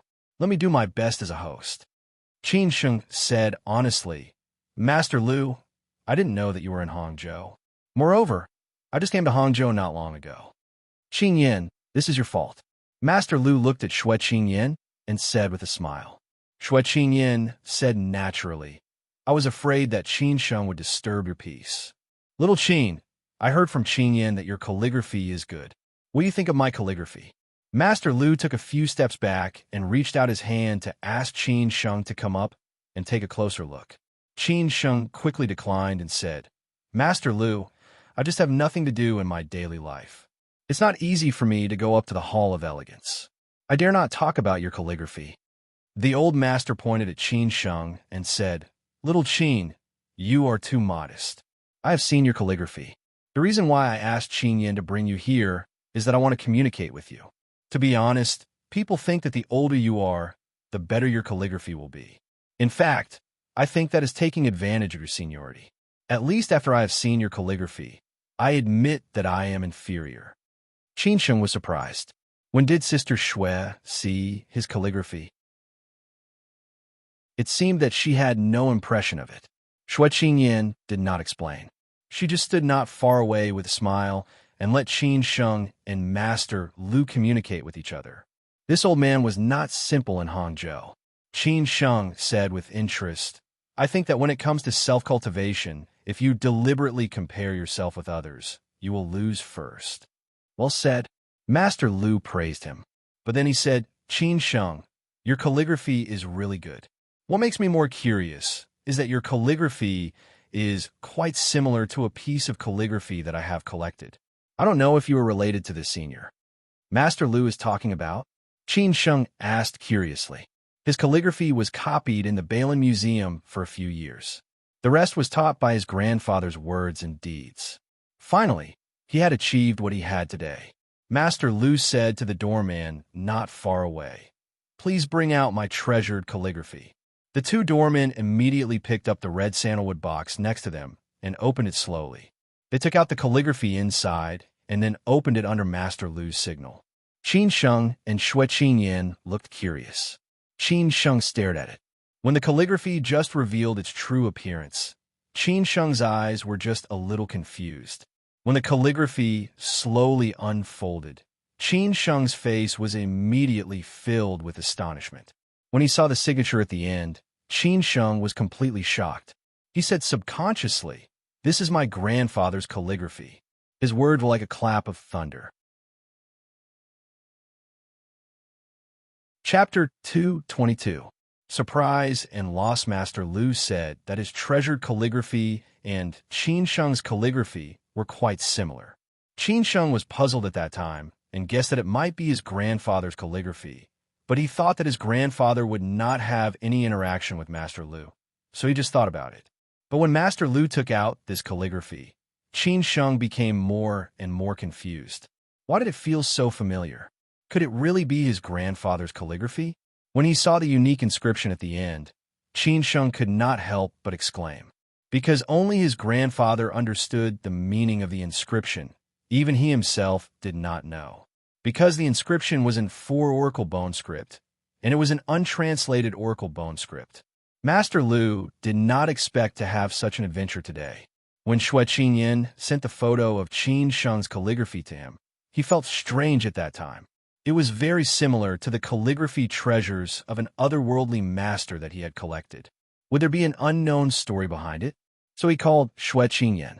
When she returned to Hangzhou, she would personally bring Qin Sheng here to have a look. She knew that very few young people could be invited by Master Lu. Xue Qingyan thought that Master Lu admired Qin Sheng. After all, she felt that Qin Sheng's calligraphy was really good, much better than those who were fishing for fame. So she called Qin Sheng over. At this moment, Qin Sheng was stunned. He did not expect that Master Lu would collect his grandfather's calligraphy. Master Lu was still laughing. He actually met the grandson of a super mundane master today. It was really fate. Xue Qingyan, who was slightly surprised at first, finally came back to her senses. The original owner of this calligraphy was actually Qin Sheng's grandfather. Could there be such a coincidence? What was the background of Qin Sheng's grandfather? She did not seem to hear Qin Sheng mention it before. For Master Lu to collect this calligraphy, this old man was not simple. Qin Sheng, you said that this is your grandfather's calligraphy? Xue Qingyan said doubtfully. She did not want Qin Sheng to make a fool of himself in front of Master Lu. Otherwise, they would not have any interaction in the future. Qin Sheng said firmly, "Sister, since I was young, my grandfather and I depended on each other. How could I not know his calligraphy? He taught me how to write. Moreover, I've seen my grandfather's words as gifts to others. Although it was rare, his signature was the most special. He never wrote his own name. Instead, he used these 4 characters in the Oracle Bone script. Until now, no one knew what they meant. If you don't believe me, you can visit Taoist Ren of Mount Zhongnan, Luguantai. My grandfather's handwriting is in his study. I can also ask my sister to take a photo of the calligraphy that my grandfather gave to my adoptive parents and send it to you. Then you will understand." Since Qin Sheng had already said so, there was no doubt that the identity of the owner of the calligraphy was confirmed. Shui Qingyan would no longer doubt that Qin Sheng was talking nonsense. However, her biggest doubt now was who exactly was Qin Sheng's grandfather. Master Lu stopped laughing and said very seriously, "Qin Sheng is right. These 4 words are indeed the Oracle Bone script, and they have not been translated. I have studied them for so many years, but I still can't figure out the meaning."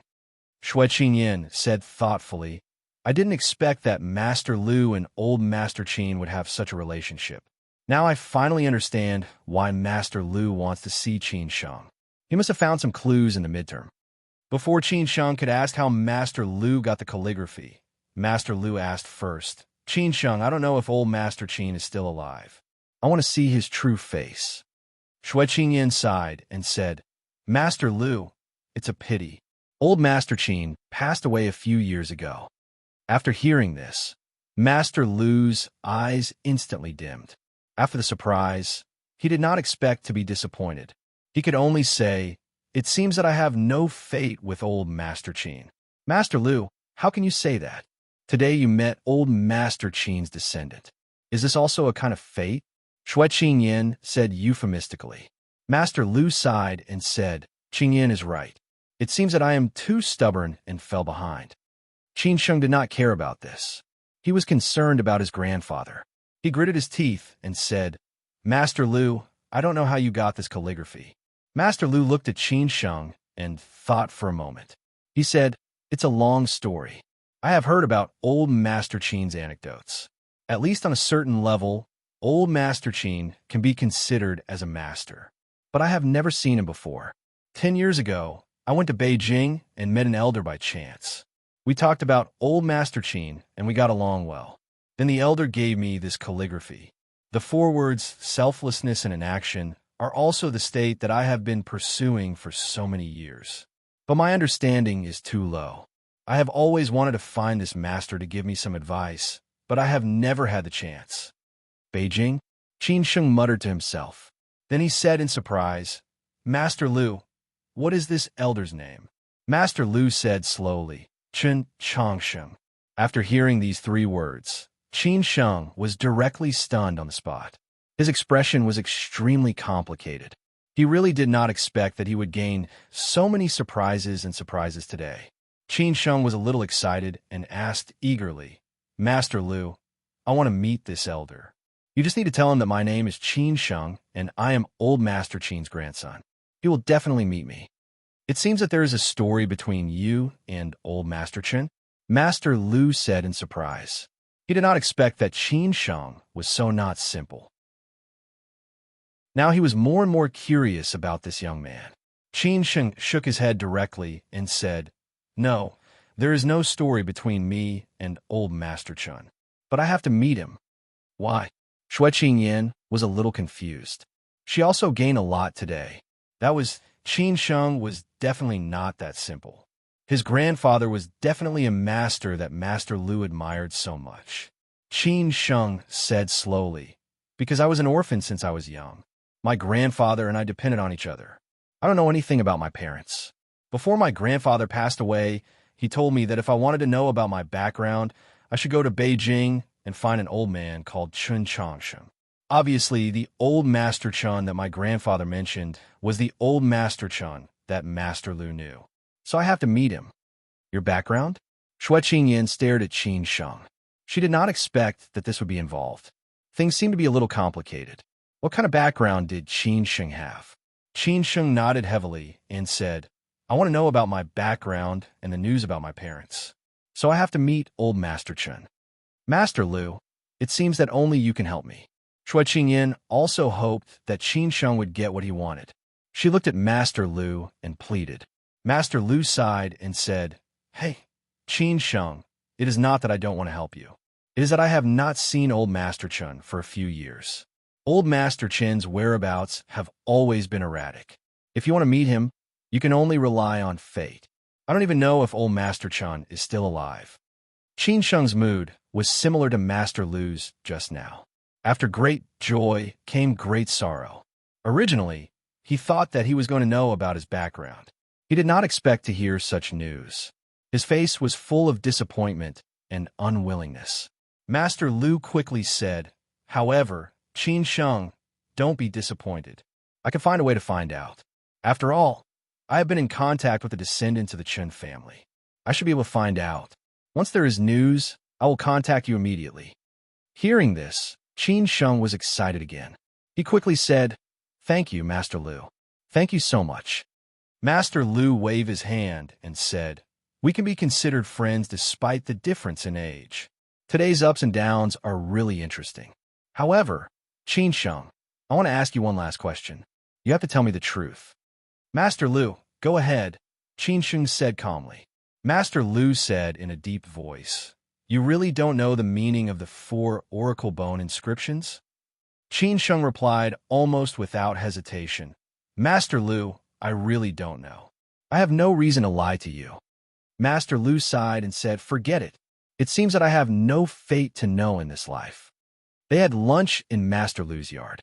Master Lu arranged for the kitchen to make a table of vegetarian dishes.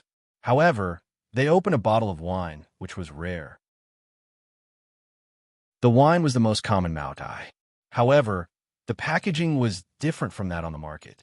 It was not the Maotai supplied by state-owned enterprises or government agencies.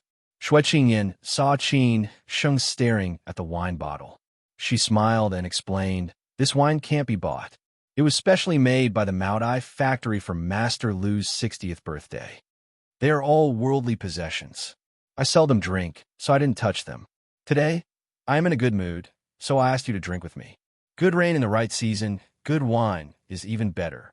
Master Lu, who was sitting in the main seat, laughed and said.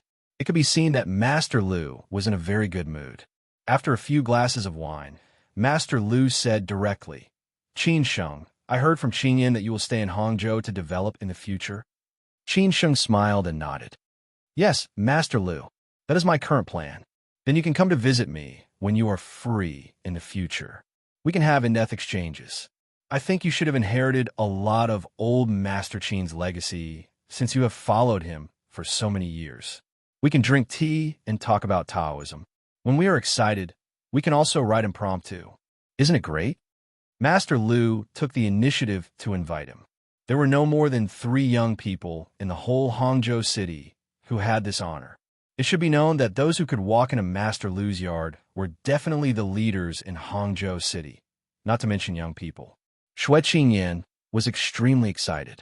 Even she did not have such a special honor. Master Lu actually thought so highly of Qin Sheng today. In that case, Qin Sheng did not need her to show up at all in Hangzhou in the future. This was because he would meet all kinds of big shots in Hangzhou city here. This kind of resources was hard to come by. I am afraid that I will disturb Master Lu's peace, Qin Sheng said somewhat embarrassedly, but he was very excited in his heart. Master Lu laughed and said, Life will be peaceful when your heart is peaceful. After lunch, Qin Sheng and Shui Qingyan said goodbye and left. Both of them had gained a lot of surprises today. On the way back to the city, Shui Qingyan took the initiative to say, Qin Sheng, old Master Lu is very powerful in Jiangsu, Zhejiang, and Shanghai.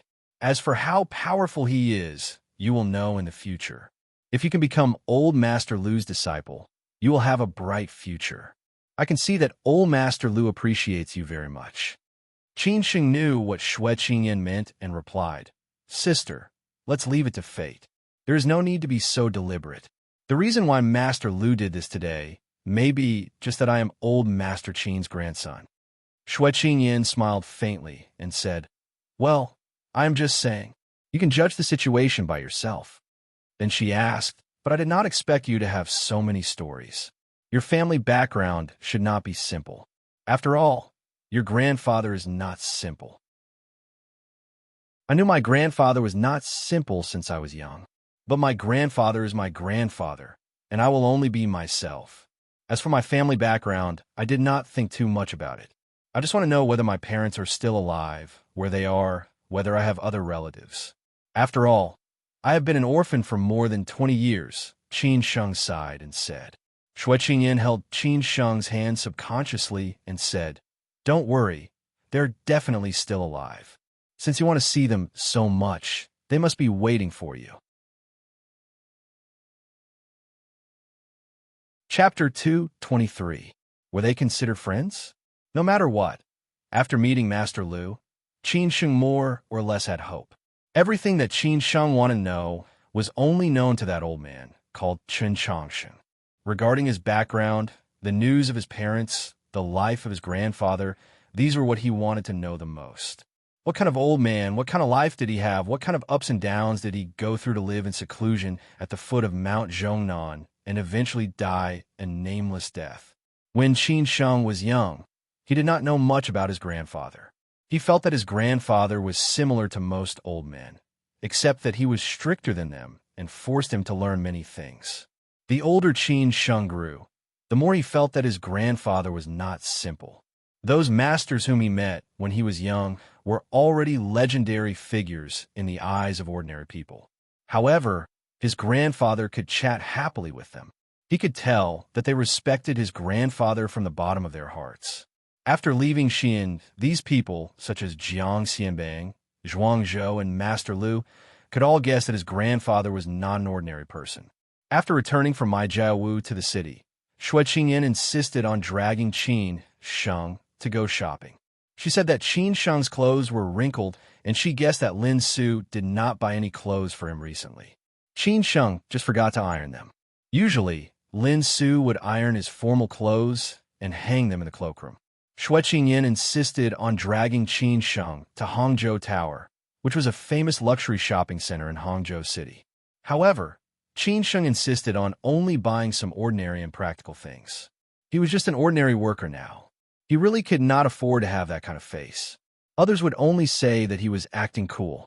Therefore, Shui Qingyan could only go to Yintai. Other than that, Shui Qingyan also called Su Muxue. The two beauties accompanied Qin Sheng for the entire afternoon and bought 4 to 5 sets of clothes and shoes for him. Qin Sheng almost became a model. As long as they liked it, Qin Sheng had to try it on. This made the salespeople and other customers envious. The two beauties were serving him. Those who did not know would think that Qin Sheng was the son of a rich family or an official. However, this was too tiring. Qin Sheng could not help but regret agreeing to go shopping with Shui Qingyan. The two beauties accompanied Qin Sheng for the entire afternoon. Naturally, Qin Sheng had to express his gratitude. Therefore, he treated them to dinner at night. Summer was the season for barbecue. Qin Sheng wanted to treat the two beauties to barbecue, but he was worried that Su Muxue might not be used to it. After all, a woman's stomach would not be able to withstand the stimulation of food stalls. Shui Qingyan, on the other hand, was fine with it. She was already used to it. In the end, Qin Sheng treated the two beauties to a meal. It was not the kind of high-class restaurant that cost hundreds or thousands per person. It was just an ordinary chain restaurant. After dinner, Shui Qingyan and Su Muxue agreed to go to the spa, while Qin Sheng prepared to go home alone. At this time, an unexpected call came. Moreover, he wanted to treat Qin Sheng to a drink. This call made Qin Sheng hesitate for a long time. In the end, he agreed. However, he had set the location. It was his territory, which was Guangyin Live. In this way, at least there was a guarantee. Because the man on the phone was Yang Deng, Qin Sheng had to be cautious. Yu Yixiao was a little surprised that Qin Sheng had appeared in Guangyin Live again. This was the third time this man had come to Guangyin. Yu Yixiao did not know what he was up to. Yu Yixiao guessed that he might really like the atmosphere of Guanyin, or he was here to hunt for beauties again. After all, the beauty from last night had an outstanding temperament. Assistant Qin, you're here again? Just as Qin Sheng found a seat and sat down, Yu Yixiao walked over with a smile. Qin Sheng said with interest, "Looks like Lao Yu doesn't like me coming here.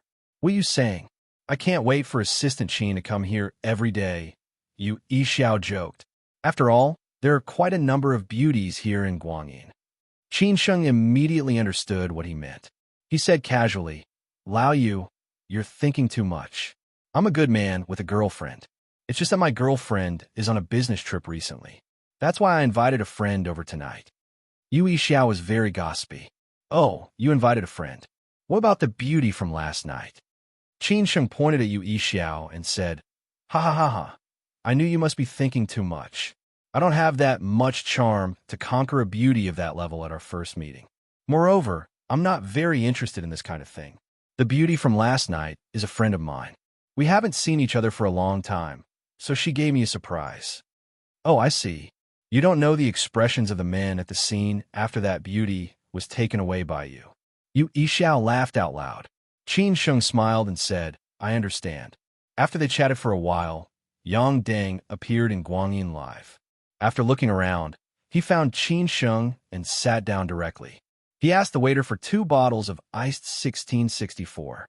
After Yang Deng ordered the wine, he looked at Qin Sheng and said, "I thought you didn't dare to say yes."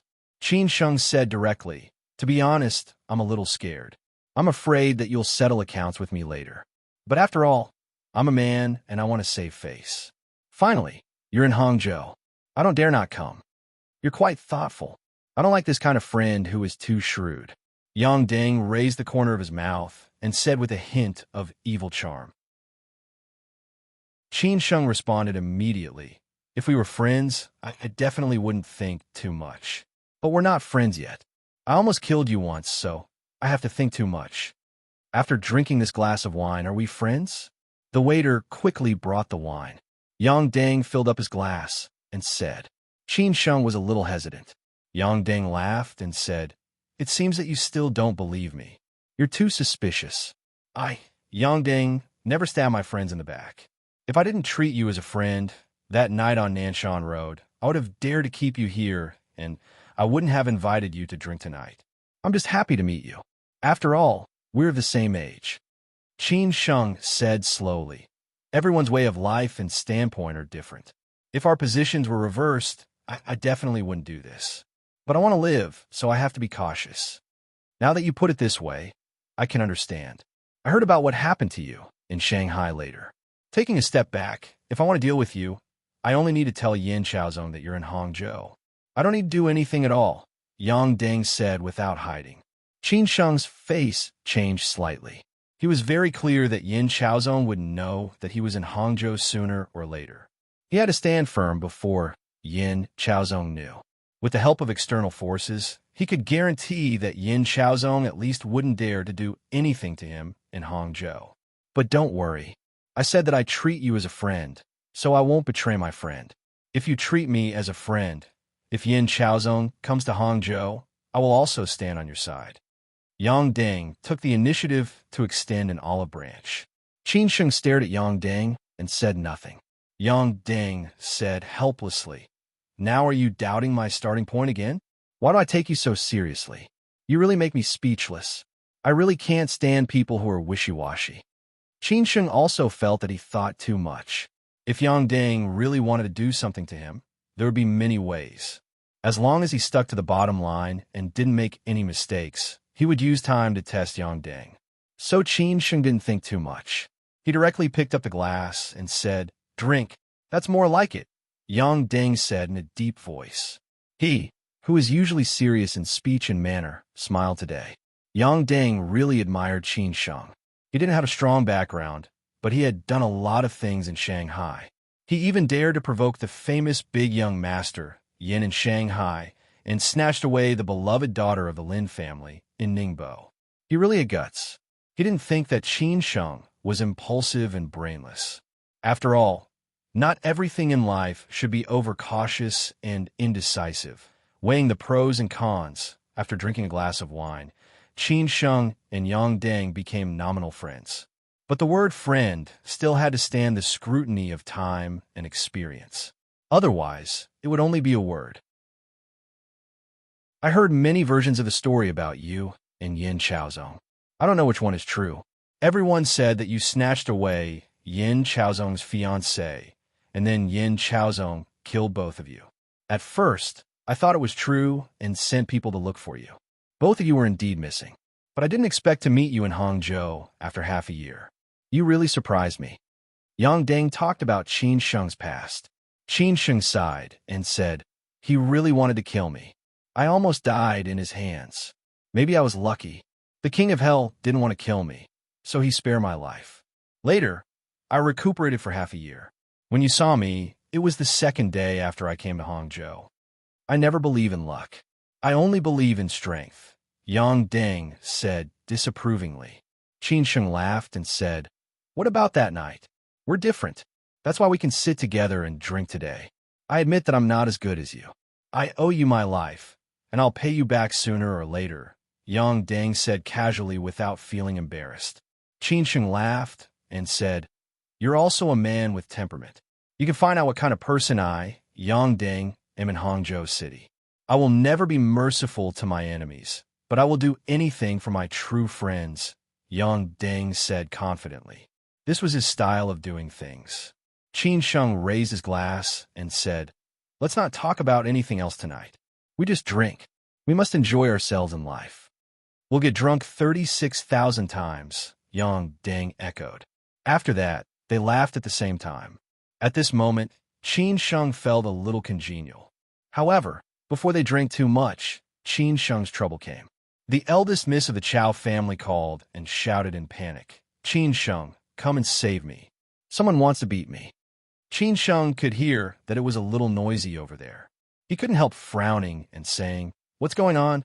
Come here first. I'll send the address to your mobile phone, Chow Ing said anxiously. Then she directly hung up the phone. Qin Sheng's face changed slightly.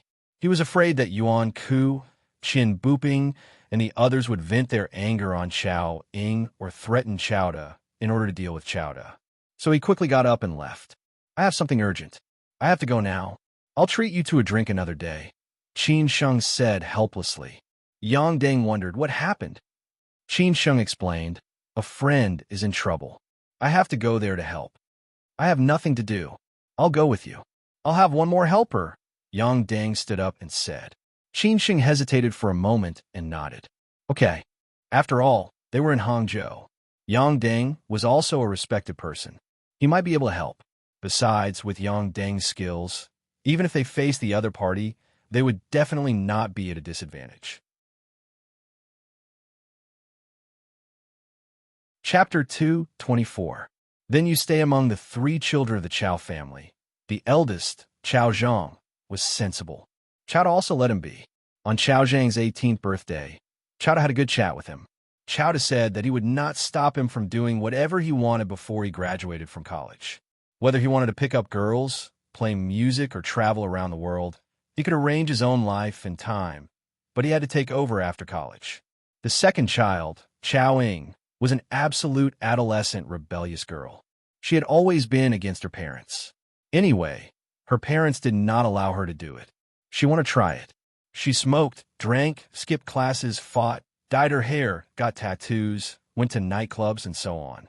She never took her parents' words seriously. She was a bad child in the eyes of others. The third child, Chao Yu, might be born by a mistress. The little girl was strange. She was the apple of the Chow family's eye. Everyone loved this little girl. Today, Chao Ying had an appointment with a few so-called friends. They were all delinquents. They went to a fine beer hall on Wintao Road in Binjiang to drink. The beer hall was opened by one of their friends.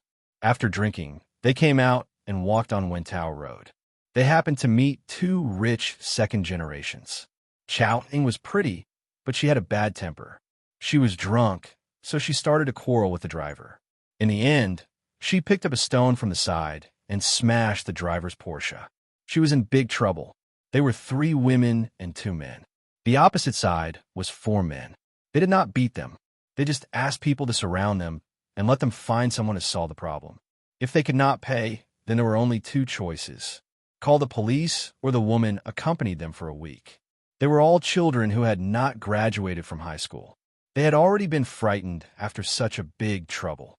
They did not dare to tell their families, let alone the police.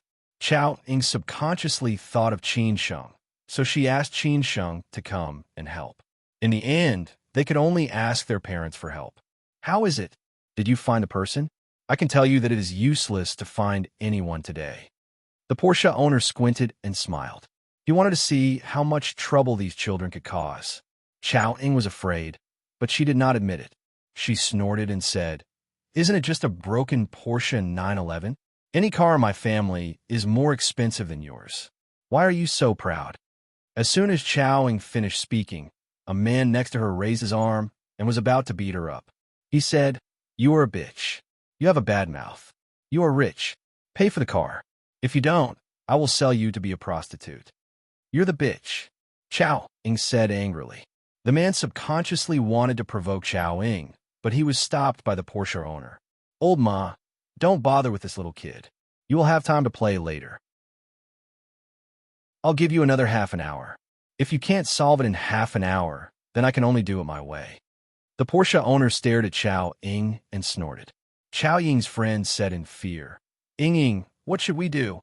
You shouldn't have been so impulsive just now. This car is so expensive. Can we afford it?" Chao Ying kept saying in her heart, "Come quickly. Come quickly. If you don't come, I can only call the old man. I guess I won't be able to go out for the whole summer vacation. It's okay. If it doesn't work, I will call home." Chao Ying had to comfort her. The Porsche owner was also a young man in his 20s. He could feel that Chao Ying was not a child from an ordinary family. Otherwise, she would not dare to be so unscrupulous. So he did not do it. He just wanted to fix the car so that he would not be punished by his father when he went home. After waiting for another 10 minutes, a taxi stopped on the side of the road. Qin Sheng and Yang Deng slowly got off. They saw a lot of people around and could not help but frown and walk over. When Chao Ying saw Qin Sheng, she finally felt at ease. She pushed the crowd and quickly ran to Qin Sheng. She complained, "I thought you wouldn't come." The Porsche owner and others thought that some big shots would come. When they saw this scene, they actually came by taxi, and there were only two men. They became more confident. "What the hell is going on?" Qin Sheng said with a gloomy face. He did not give Chao Ying a good look at all. Chao Ying carefully explained the ins and outs of the matter. After Qin Sheng listened, he was also stunned. This girl's temper was really not ordinary. He just wanted to talk to you, but you actually smashed his car. What kind of hatred did he have? However, Qin Sheng had no choice. After all, he was Chao Da's assistant. He could only find a way to solve this matter. "Well, I got it. Let me deal with this matter," Qin Sheng whispered after listening. Chao Ying looked at Yang Deng next to her and said, "Is this the helper you found?" "My friend. He came here on the way." Qin Sheng was too lazy to pay attention to him. Qin Sheng and Yang Deng slowly walked into the crowd with Chao Ying. The Porsche owner said with some contempt, "Your friend is also here. Tell me, how do you want to solve this matter?" Qin Sheng said casually, "Porsche 911, a good car. You can't get any beauty, but you have to flirt with a few high school students?" The Porsche owner laughed and said, "She is also a high school student." A few of his friends followed and laughed. Some people even took advantage of their large number and ridiculed. "She wears heavy makeup like a prostitute. Your mother is a prostitute." Chao Ying retorted without hesitation. Since Qin Sheng was here, she was naturally unscrupulous. It was impossible to let others point at her nose and scold her. The man said angrily, "You dare to say one more word. Believe it or not, I will destroy you. If I smashed your car, we can talk about the matter as it is. But if you have a bad mouth, you can't help it. Friend, illness comes from the mouth, and disaster comes from the mouth. Watch your words," Qin Sheng said coldly with a gloomy face. The man did not take Qin Sheng and Yang Deng seriously at all. He immediately retorted, "Who do you think you are?" King scolded her as a prostitute. "What can you do to me?" The man stood in front of Qin Sheng. Qin Sheng did not give him a chance to continue to speak. Without hesitation, he punched the man's face. The man was knocked to the ground on the spot, and his nose was bleeding. Damn, you dare to fight. Brothers, attack. The man who was called by the Porsche owner said angrily. Almost at the same time, this group of men rushed to Qin Sheng and Yang Deng. Qin Sheng pushed Chao Ying behind him. Chao Ying was so scared that she had to retreat with her friends. Qin Sheng and Yang Deng, two serious martial artists, were dealing with 8 or 9 ordinary people who did not have any skills at all. Wasn't it like a lion fighting a rabbit? The scene that was calm just now became lively in an instant. Shouting and wailing sounded everywhere. Qin Sheng took the lead to face the enemy. Yang Deng did not sit back and do nothing. He did not hesitate to take action. Unfortunately, this scene only lasted for less than 5 minutes, because these men who were exhausted by wine and women were not opponents of Qin Sheng and Yang Deng at all. All of them were lying on the ground. Chao Ying was worried about Qin Sheng at first and shouted, "Be careful." But in the end, she took her friends to watch the show. At the same time, she did not forget to command Qin Sheng. She was almost sitting on a bench and eating melon seeds. A chaotic battle finally ended with the annihilation of the other side. Obviously, you can be reasonable. Why do you have to scold people? Qin Sheng squatted on the ground and sighed. Anyway, Yang Deng followed him to fight today. No matter what happened, this new friend would take care of it. Qin Sheng had no scruples. A man lying on the ground felt wronged and said, "You smashed the car and beat people. Is there any law?" There were only streetlights in this area. It was so dark that Qin Sheng could not see who spoke. Qin Sheng asked, "Who said that? Come, stand up and let's talk about it." The group of people was silent, and no one dared to stand up. Yang Deng felt that this matter should end. He walked to the side of the Porsche 911 with a sullen face, raised his fist, and smashed it directly. The front cover of the Porsche was smashed directly. Yang Deng sneered. "Driving a Porsche, you dare to show off. Aren't you afraid of being struck by lightning?" The Porsche owner's heart was bleeding. What the hell is going on? You still smashed it? Having suffered such a big loss, this group of men would definitely not let it go. They had made up their minds to get back at them. However, Yang Deng's next words directly sentenced them to death. Even if they had the guts, they dared not to make trouble. Now the car is smashed by me, and the people are also beaten by me. If you want to get back at them, I'll wait. My name is Yang Deng, the adopted son of Third Master Wu. You don't look like ordinary people. You should be able to find me. His words made the faces of the men on the ground pale. Damn it, the other party was actually the adopted son of Third Master Wu. Who was Third Master Wu? He was an ambitious and powerful person in Jiangsu and Zhejiang. Even if they had 100 guts, they would not dare to get back at him. Brother, we were wrong. Today is a misunderstanding. Don't be angry. It's all our fault. We dare not do it again. The friend of the Porsche owner had already come to himself. He bowed his head and admitted defeat without hesitation. Yang Deng snorted, "I don't care if you really admit your fault or not. Anyway, I'll wait for you." This group of people's faces were as pale as dead ashes. They were really unlucky today. Meeting such a tough guy, they could only admit defeat and admit defeat. Let's go and continue to drink. Don't be disappointed by these bastards. Yang Deng turned around and put his arm around Qin Sheng's shoulder. Qin Sheng smiled and said, "You're a little bit bullying. That depends on who it is. Who asked them to come out to be pretentious? If you want to compensate and apologize, I won't stop you." Yang Deng laughed. Qin Sheng chuckled and said, "I have no money." "That's it." Yang Deng shrugged and said. Qin Sheng walked in front of Chao Ying and said seriously, "Let your bad friends go back. You go with me." "They're not bad friends." Chao Ying gritted her teeth and said. Qin Sheng snorted and said, "Well, then I'll call Mr. Chao and let him pick you up."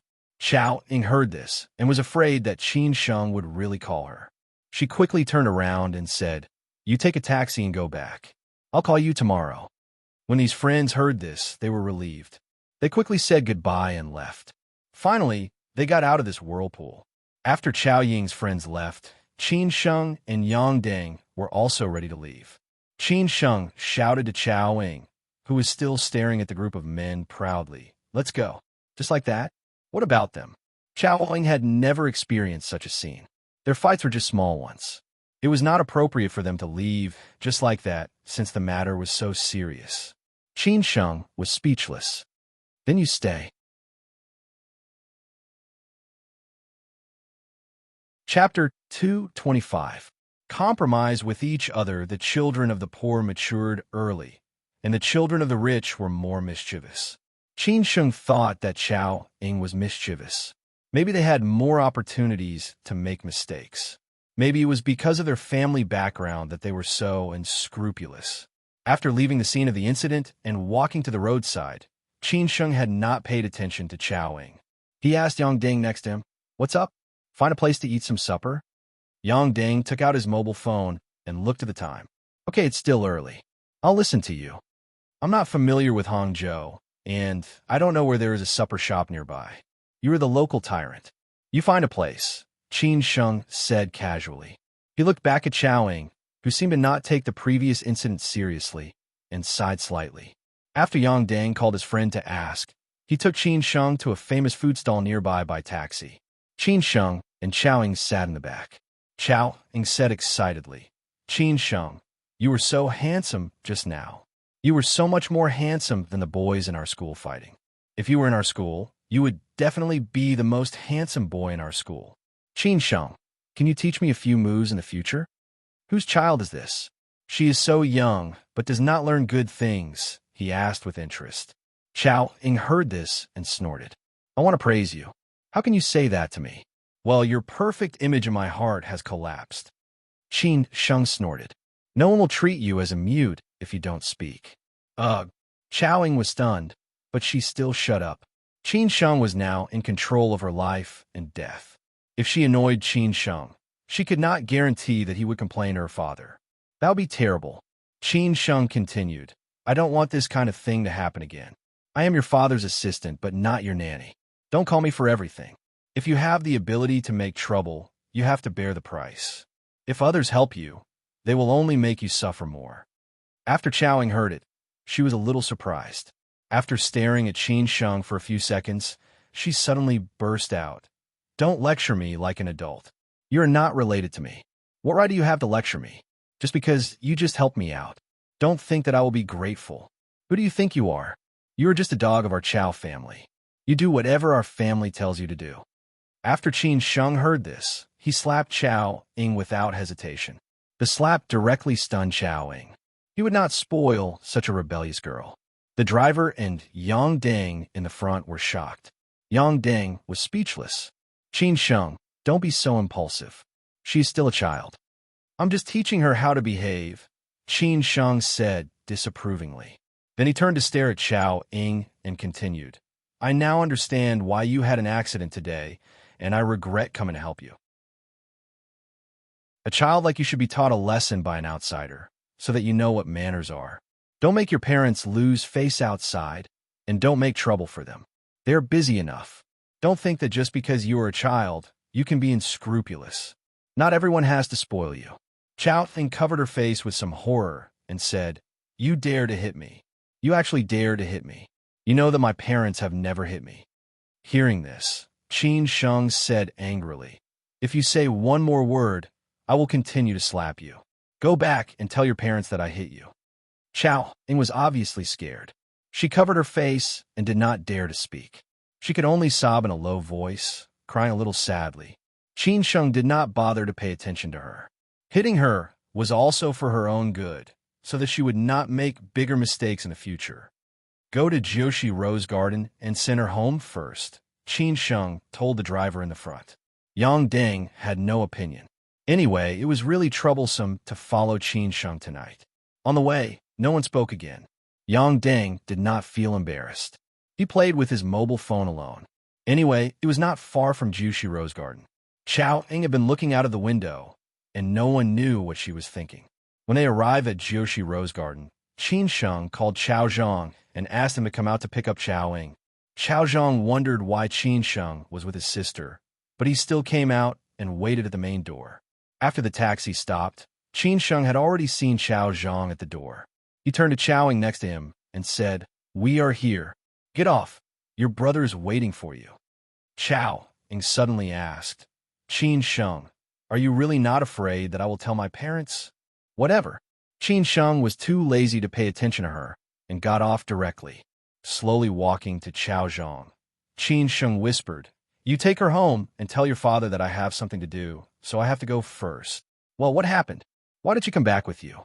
Chao Zhang looked at Chao Ying, who was depressed behind, and asked with a puzzled face. Qin Sheng said casually, "I just met her. I was worried about her so late, so I sent her back on the way. I was looking for you tonight, but I had something to do, so I didn't call you." "Let's make an appointment another day," Chao Zhang whispered. At this time, Chao Ying had come over and covered half of her face with her hair. Chao Zhang said angrily, "Look at you. You don't look like a student. Dad hasn't come back yet. You should go home quickly in case he sees you and scold you." "Mr. Chao, do you have something to do tonight?" Qin Sheng said thoughtfully. If he had something to do, he would definitely inform his special assistant. Chao Zhang explained, "I just called. I'm already on the way back. I have something to discuss with my friends tonight." Qin Sheng didn't think much and nodded. "Then I will go first." After returning to the taxi, Qin Sheng and Yang Deng left. Who would have thought that drinking would be so troublesome? Yang Deng said thoughtfully, "If I didn't guess wrong, they're the son and daughter of your boss, Chowda. I didn't expect that the girl has such a personality. It seems that you have investigated me clearly." Qin Sheng shook his head and smiled bitterly. Yang Deng said with a smile, "I don't think so. I just want to know what you're doing in Hangzhou. I didn't expect that you would follow Chowda. To be honest, it is a waste of talent to let you follow Chowda. A few years ago, Chowda was still a big shot in Hangzhou. But after suffering a few losses, Chowda is not as good as before. I just need to make a living. Mr. Chow still thinks highly of me," Qin Sheng said in a low voice. Yang Deng said thoughtfully, "If you really want to take this path, I can recommend you to my foster father. You will go faster and further with my foster father than with Chowda. Even if you are not willing to follow my foster father, I can recommend other people to you. What do you think? I appreciate your kindness, but I am not so ambitious. Let's do it step by step. I think it is good now." Qin Sheng refused euphemistically. Yang Deng squinted and said, "You really have no ambition? Don't you want revenge?" Qin Sheng smiled bitterly and did not speak. Yang Deng did not ask further. He did not believe Qin Sheng's words. After eating supper and drinking a few bottles of beer, they did not intend to go home until they were drunk. After that, they went back home. Qin Sheng took the initiative to invite them to continue next time. After Chao Ying returned to the villa uneasily, she went back to her room to rest after saying goodbye to Chao Zhang. She was afraid that her brother or others would find her swollen left face. At that time, it would be difficult to explain. If they really got to the bottom of it, she would be in danger. So Chao Ying had to find a way to avoid it. Qin Sheng had been waiting for Chao Da's news. The next morning, after breakfast, Chao Da finally took the initiative to call Qin Sheng and asked him to go to Jiushi Rose Garden directly. When Qin Sheng arrived at Jiushi Rose Garden, Chao Da was already waiting in the yard. He made a pot of Westlake Longjing tea in advance. Qin Sheng sat down thoughtfully. "Do you know why I asked you to come here?" Chao Da said slowly. Qin Sheng guessed. It seems that Uncle Chao has already thought about how to deal with Qian Buping. Qian Buping is not worth mentioning. From the beginning, our opponent is Yuan Ku, not Qian Buping's group, Chao Da said disapprovingly. Qin Sheng nodded silently. After thinking for a moment, he asked, "Uncle Chao, what do you mean? What is it?" Chao Da laughed. Qin Sheng replied, "Get along peacefully or break up?" Originally, I was also thinking about what to do, but I did not expect that Yuan could took the initiative to talk to me. The result was a little unexpected, Chao Da said meaningfully. "Yuan could took the initiative to talk to you?" Qin Sheng frowned and said, "A showdown?" Chao Da squinted and said, "He took the initiative to withdraw." "What?" Qin Sheng was shocked. Chao Da sighed and said, "I also did not expect this result. Finance, catering, and the nightclubs of Xinding Hong and Huanglong will belong to him. He will completely withdraw from Yuanda. As for the matter of Qian Buping and others, it will be over." Hearing such a result, Qin Sheng was even more confused. Yuan Ku was the second shareholder of Yuanda. It was somewhat disadvantageous for him to withdraw like this. Could it be that what happened that day made Yuan Ku afraid? Did you agree? Qin Sheng asked. Chowda nodded and said, yes, I agreed. The matter between me and him should also come to an end. I can accept such a result. Well, this is also good. It is conducive to the subsequent reform of Yuanda. Qin Sheng thought about it and said, this was also a result of mutual compromise. If Chowda really wanted to put Qin Buping and others to death, Yuan Ku would not stop until he was dead. Chowda looked up at Qin Sheng and said with a smile, Yuan Ku specifically mentioned you and said that you are very good. It seems that he is afraid of you. Qin Sheng, tell me, is there anything I don't know that made Yuan Ku make such a decision? Chapter 226. Let's have a try. First of all, there is an important thing. The strongest counterattack has been published for half a year. So far, no reader group has been established. Today, I have finally done it. The new group is called Guanzhong Association, group number 228106218. I hope we can become friends here, chat, discuss the plot, urge for updates, and send blades. I will wait for you in Guanzhong Association. According to Yuan Ku's nature, he wanted to annex Yuanda. Now he was the most powerful force in Yuanda. Even if something happened to Qin Buping, he still had other pawns. If Chowda wanted to fall out with him, he would never admit defeat. After all, behind him stood his foster father, who was a big hero in Jiangxia. But now he suddenly reconciled with Chowda and even took the initiative to withdraw from Yuan to Chao. They naturally did not understand. He was not the same as before. He was more or less afraid of Yuan Ku. After thinking about it, Qin Sheng knew what was going on. A few days ago, when he and Qin Buping became enemies, someone followed him all the time. But since the lakeside house, there were no more followers. Thinking of Yuan Ku's attitude toward Xue Qingyan that day, Qin Sheng understood what was going on. Obviously, Yuan Ku was very afraid of Xue Qingyan and did not dare to provoke her.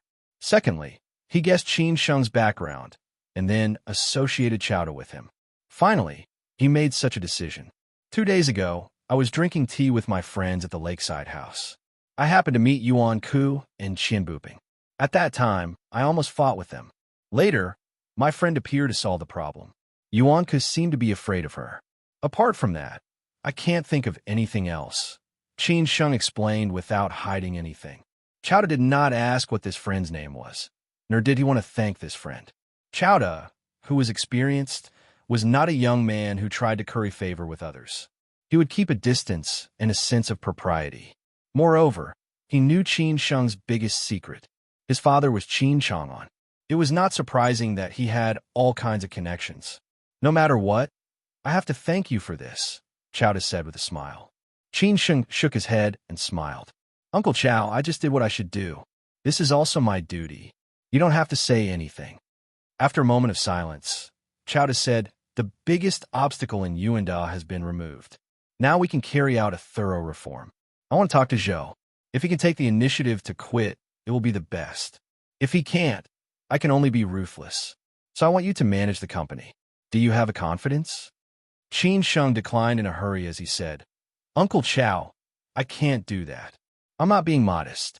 I really don't have this ability. I've never been in contact with management, let alone being a boss. You'd better choose someone else. I can allow you to make mistakes. Moreover, as a manager, you only need to control the strategic direction. Others will handle the rest, so you don't have to worry too much. Moreover, I don't have any suitable candidates, Chowda said slowly. Qin Sheng refused again as he said, Uncle Chow, this is not a small matter. You'd better find a professional manager. I'll help you find one, or you can choose someone from within the company. If it doesn't work, we can discuss it again. Well, then do as you said. Chowda finally made a decision. In fact, the reason why he did this was that he wanted to tie Yuanda and Qin Sheng together. When they got greater benefits in the future, Chowda still had some small thoughts, but it was also human nature. The closing of Chowda and Yuan Ku was completed in a few days. In fact, there were not too many complicated procedures. Everything was simple and the past things were let go. Therefore, Yuanda's current business was only the import and export trade, the film and television company, the 2 nightclubs, Guanyin Live, and the equity of foreign investment. After Qin Sheng and Chao talked in detail, they had a new plan for Yuanda. The import and export trade and the film and television company remained unchanged. The 2 nightclubs and Guanyin Live were integrated into a catering and entertainment management company. The foreign investment business and so on would be taken back to the headquarters. The film and television company was still managed by Mr. Sunday.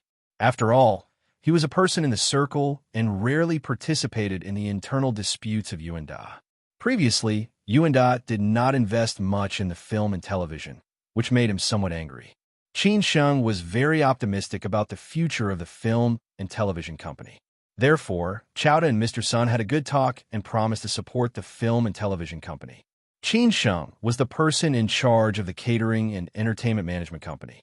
At the same time, he was also the vice president of Yuanda. However, his focus was mainly in charge of the catering and entertainment business. However, Qin Sheng did not know much about management. Therefore, Qin Sheng thought of a suitable candidate. As for the import and export trade, it had always been the most profitable business of Yuanda. Previously, it was controlled by Mr. Zhou.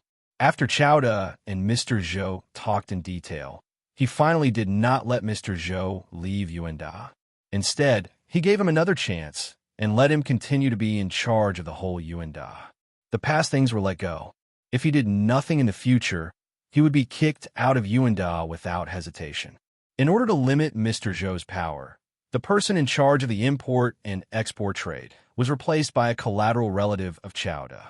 He was originally the vice president of the import and export trade company. Unfortunately, after Chowda stopped doing things, he had been suppressed by Mr. Zhou.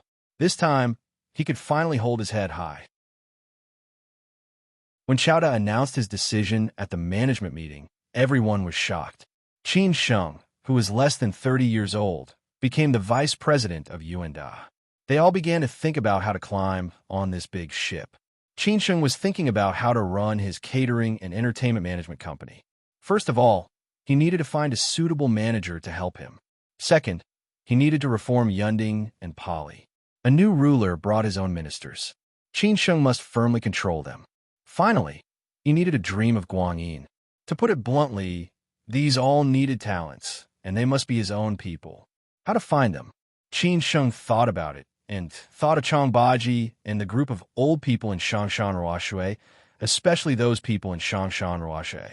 They were all elites in this field. If he could poach these people, it would be twice the result with half the effort. Changbaji was in charge of Yunding and Pali. He used to hang around in such places when he was in Xi'an. He was more familiar with the routine than anyone else. After all, Songwei of Yunding was an old man and also a confidant of Mr. Zhou. Qin Sheng did not intend to get rid of him. Instead, he let him still manage Yunding, but he only listened to Changbaji, whether he was willing or not. Unless he voluntarily resigned, Changbaji would be in charge of Pali International. How could the group of old people in Shangshan, Ruoshui, come to Hangzhou? Qin Sheng did not know their current life and did not know whether they would come. It was impossible to go to Shanghai to find them. In the end, he could only let Changbaji go to Shanghai. It took nearly 2 weeks for Qin Sheng to deal with these trivial things in Yuanda. At this time, Lin Su also came back from a business trip. Originally, she would only go for a week, but in the end, she went for half a month. This made Qin Sheng miss her very much. After all, they were together almost every day in this half a year.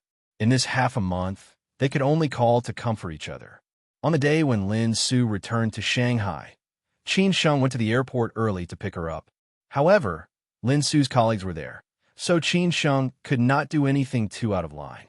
It was not until Lin Su and her colleagues separated and they walked to the parking lot and got in the car that Qin Sheng did not hesitate to have a lingering kiss with Lin Su. "Miss me?" Lin Su said shyly. No matter how cold a woman was in front of the person she liked, she would be the same as most women. Qin Sheng said with a smile, "One day apart feels like 3 years.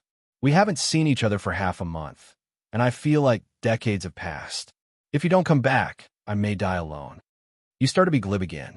Lin Su enjoyed it in her heart, but she said it. Qin Sheng said cheekily, "It depends on who it is." "Well, I know you have a sweet mouth." Lin Su stared at Qin Sheng and then asked, "I was not here for half a month. How are you?" "There are a lot of trivial things in Yuanda. I was so busy that I had no time to rest at all. But now it is almost over," Qin Sheng explained. Lin Su said softly, "What you said on the phone, what is the result now?" "Yuan could quit, Yuanda was reorganized, and I became the vice president of Yuanda. At the same time, I am in charge of the catering and entertainment company. I didn't expect Uncle Chow to value me so much. I have no confidence. After all, I have never been in touch with these things, so I plan to find some helpers." Qin Sheng sighed. "It seems that Sister Shui is quite influential," Lin Su said thoughtfully. Although Lin Su was a little surprised that Qin Sheng became the vice president of Yuanda, she still did not say anything. After all, it might be because of Uncle Zhuang, or maybe Chowda appreciated Qin Sheng's performance during this period. Qin Sheng nodded and said, "When I was in Shanghai, Uncle Jiang told me that the Shui family is deeply rooted in Zhujiang. These people from Zhujiang are all big shots. The boss of the Shui family is now a famous official in Shanghai. How can a small figure like Yuan not be afraid of them? Even the big shots behind him have to think twice." "You are right." Lin Su knew something about the Shui family. She said, "But don't worry too much. You will get used to everything slowly. After all, you still have a long way to go." Qin Sheng smiled and said, "I am just saying." They drove directly back to the Golden Coast. Lin Su could rest for 2 days. Qin Sheng planned to accompany her. However, in the evening, Chowda called him to Jiushi Rose Garden again. This time they talked in detail in the study. Chowda said with some fear, "The restructuring of the company has begun. What do you think? I know some friends in Shanghai. They are all professional talents. I'm going to ask them to come to Hangzhou to help. The key positions must be trusted people, and the other positions will be open for recruitment," Qin Sheng said with a smile. Chowda squinted and said, "I'm not worried about these. I am worried about Yunding and Polly. The security here used to be in charge of LV Shimin. To put it bluntly, they were all Yuan Ku's men. Now that they have withdrawn, we need new forces to intervene. I think you also understand that in this kind of place, without this kind of background, it is easy to get into trouble. After all, there are too many people in the same industry, and the competition is too fierce." "Well, Uncle Chow, what do you think?" Qin Sheng did not know much about this, so he asked. Chowda took a sip of tea and continued, "I have contacted a few influential parties in Hangzhou. I plan to ask you to go over and talk. After all, these things will be your responsibility in the future. I do not need to show up." Qin Sheng suddenly thought of Yang Deng, who was behind Yang Deng, so he asked subconsciously, "Uncle Chow, have you contacted Third Master Wu?" "Third Master Wu?" Chowda could not help laughing and said, "Qin Sheng, do you know who Third Master Wu is? His strength is not comparable to these people in Hangzhou, but among these people, there is also a background belonging to him." "I can try," Qin Sheng said with a serious face. Chowda was surprised and said, "You? I'm definitely not qualified to meet Third Master Wu, but I know one of his adopted sons. With this kind of relationship, it will be more or less easier," Qin Sheng said honestly. Chowda squinted and stared at Qin Sheng. This Qin Sheng was really not simple. He knew people from all walks of life. Like father, like son. When Qin Sheng returned to the Qin family in the future, he dared not to think what kind of position he would be in at that time. "Okay, then you could try," Chowda said decisively. After coming back from Jiushi Rose Garden, Qin Sheng was thinking about asking Yang Deng to meet him. No matter whether it would work or not, he would try first. Chapter 227. A new beginning. New readers group has been established. Guangzhou Club 228106218. Welcome to join. Chat here. Urge me to update and become friends. Qin Sheng benefited the most from the change of Yuanda. At the age of 28, he succeeded in becoming the deputy general manager of Yuanda Holdings, which was a step further than when he was in Shanghai. At present, Qin Sheng's right-hand men were Chang Baji and Hao Lei. Chang Baji was in charge of Poly International. At the same time, he brought two martial nephews, Gu Qingyang and Gu Xiaobo, to help. Qin Sheng was really short of people at present, so he took the initiative to ask Chang Baji. After all, his martial nephews were not simple and could be put to use directly. As for Hao Lei, Qin Sheng was somewhat hesitant. He didn't intend to let Hao Lei come to Hangzhou and go to Yunding to control Songwei. He could not let Hao Lei be Han Bing's driver all the time. It was a waste of his talent. However, Qin Sheng was too busy recently and had not discussed it with Hao Lei and Han Bing. Qin Sheng asked for 3 people from the group of old people in Shangshan, Ruoshui. The first was Ms. and Qin Sheng thought that she was the most suitable to be the deputy general manager of a catering and entertainment management company. She was responsible for specific management, which could reduce his burden. The second was Liu Yuan and Yu Fengji. Liu Yuan could enter Poly International to help Chang Baji, while Yu Fengji could go to Guangyin Live. They were all outstanding in the service industry. After all, not everyone could stand firm in Shangshan Ruoshui. However, Qin Sheng really did not know whether Chang Baji could fool these 3 people to Hangzhou. Qin Sheng's lowest expectation for him was that as long as he could make them come to Hangzhou, he would do the rest. Chang Baji had kept the phone numbers of these people. After arriving in Shanghai, he first made an appointment with Liu Yuan. The two met in a cafe on Huaihai Road. Liu Yuan looked a little haggard. When he saw Chang Baji, he said, "Mr. Chang, I haven't seen you for more than half a year. Qin Sheng is missing, and you're also missing. We all left Shangshan Ruoshui. Things remain the same, but people have changed. Don't call me Mr. Chang, just call me Lao Chang." Chang Baji chuckled. He had a good impression of Liu Yuan. This young man was low-key and had no bad intentions. He was not a person who fawned on the rich and powerful. Otherwise, he would not have left Shangshan Ruoshui. After all, they were old friends. Liu Yuan was quite friendly when he saw Chang Baji. He said happily, "Okay, I'll call you Lao Chang." "Lao Chang, why do you suddenly think of me?" Chang Baji shook his head and said, "It's not that I miss you. Someone else misses you." "Who?" Liu Yuan frowned and said, "Is Qin Sheng back? You look a little tired. What's wrong? Is it because of work or your relationship?" Chang Baji didn't answer, but changed the topic. Liu Yuan sighed and said, "Since I left Shangshan Ruoshui, I have changed 2 jobs. Now I'm just getting used to this job. The salary is low, the work is tiring, and I often work overtime. It is not as glamorous as Shangshan Ruoshui." This was the foundation of life, and most young people were the same. After all, most people were ordinary people. At this age, they faced the most problems such as getting married, buying a house and a car, raising children, aging parents, and so on.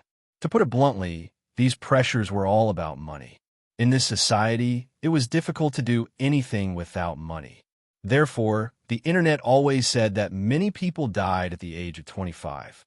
They were only buried when they were 70 or 80 years old. It was not that they wanted to die, but they had no choice. Now, there's an opportunity in front of you. It depends on whether you are willing or not. A new job and a new life, but not in Shanghai, but in Hangzhou, Chang Baji said truthfully. Liu Yuan squinted and thought, "Hangzhou, you will know when you go there. Even if the result is not satisfactory, just take it as meeting an old friend." Chang Baji deliberately kept him in suspense. Liu Yuan guessed that this old friend must be Qin Sheng, but Chang Baji did not give him an answer. Liu Yuan thought about it and finally decided, "When? Wait for my call," Chang Baji said with satisfaction. When he met with Yu Fengji, it was already 2 days later. Yu Fengji had just returned to Shanghai. After resigning from Shangshan Ruoshui, Yu Fengji did not look for a job again.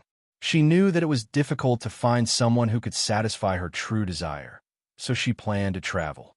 She went to the northeast, northwest, and southwest for more than half a year. She wanted to see the grassland, the desert, the Gobi, and the towering mountains in the north. Just in the evening, the two met at a restaurant not far from the community. Yu Fengji was still so delicate, not like an ordinary woman, and Chang Baji was still so calm, already extraordinary. Lao Chong, I didn't expect you to be like me. If I knew, we would travel together. Yu Fengji sighed after asking each other about the situation in the past 6 months. Chong Baji joked, I went to the deep mountains and forests. You may not like it. The scenery there is better. How do you know I don't like it? Yu Fengji put down the chopsticks, looked up, and smiled. Chong Baji said casually, It's good. Then we can go out together in the future and see the great rivers and mountains of our country. How about him? Is he okay? Yu Fengji said thoughtfully. Everyone knew that something must have happened. So Qin Sheng left without saying goodbye, but they did not know what exactly happened. Yu Fengji was very angry at that time. After all, she had sold herself to Qin Sheng, but Qin Sheng left without saying goodbye. So she tried to find out, only to know that something happened to Qin Sheng, and she did not know whether he was dead or alive. Half a year passed. There was still no news of Qin Sheng. Yu Fengji thought that Qin Sheng was really dead. Yu Fengji had very complicated feelings for this man who appeared in her life. Later she knew that she had feelings for Qin Sheng. She planned to return to Shanghai and start a new life, but she did not expect that Chong Baji would call her. At that time, she knew that Qin Sheng was not dead like the rumor said. He was definitely still alive. How do you know that I came to you? It was his idea. Chong Baji asked confusedly. Yu Fengji said honestly, Lao Chong, it seems that we did not have much contact at that time. You have no reason to come to me. I came to you because there is a new job in Hangzhou. I don't know if you're interested. Chong Baji sighed that this woman was really smart. Yu Fengji said with surprise, He is in Hangzhou. You will know when you go there. Chong Baji said playfully. The last one was Ms. In, who was also the bone that Chong Baji felt was the most difficult to deal with. Mizan did not leave Shangshan Ruoshui like the others, but stayed there. She was still the vice president of Shangshan Ruoshui. It seemed that everything that happened had no impact on her, but now Shangshan Ruoshui had long lost its former glory. On the bench in Fuxing Park, Chong Baji was waiting for Mizan here. Mizan, who was dressed in professional attire, found Chong Baji according to the location he told her. She had a good impression of this man, who was introverted, calm, humorous, and strangely indifferent. It seemed that nothing was important in his eyes, which was also what she could not understand. When Mizan sat beside him, Chong Baji flirted with her. Why do I feel that we are having an affair? Mizan stared at Chong Baji and said, I haven't seen you for more than half a year. You are still the same. It seems that nothing has changed. You are the same, but you seem to be more beautiful, just a little haggard, Chong Baji praised. Women like sweet words the most. No woman was an exception. Mizan laughed and said, I like this kind of words. As for haggard, alas, isn't it because of the mess of Shangshan Ruoshui? In the era of Boss Jiang, it was not so tiring now. Since you are not comfortable here, then change a job, Chong Baji said tentatively. Mizan sighed and said, Now it is not so easy to find a decent job. I will just stay here and muddle along day by day. This is not the Mizan I know. Now, there is a chance in front of you. Can you try? Chong Baji said slowly. Mizan raised her eyebrows and said, What do you mean? Hangzhou, the vice president of a restaurant and entertainment management company, the salary and treatment will definitely satisfy you, and you will meet many old friends. Are you interested in going to Hangzhou with me? Chong Baji said directly.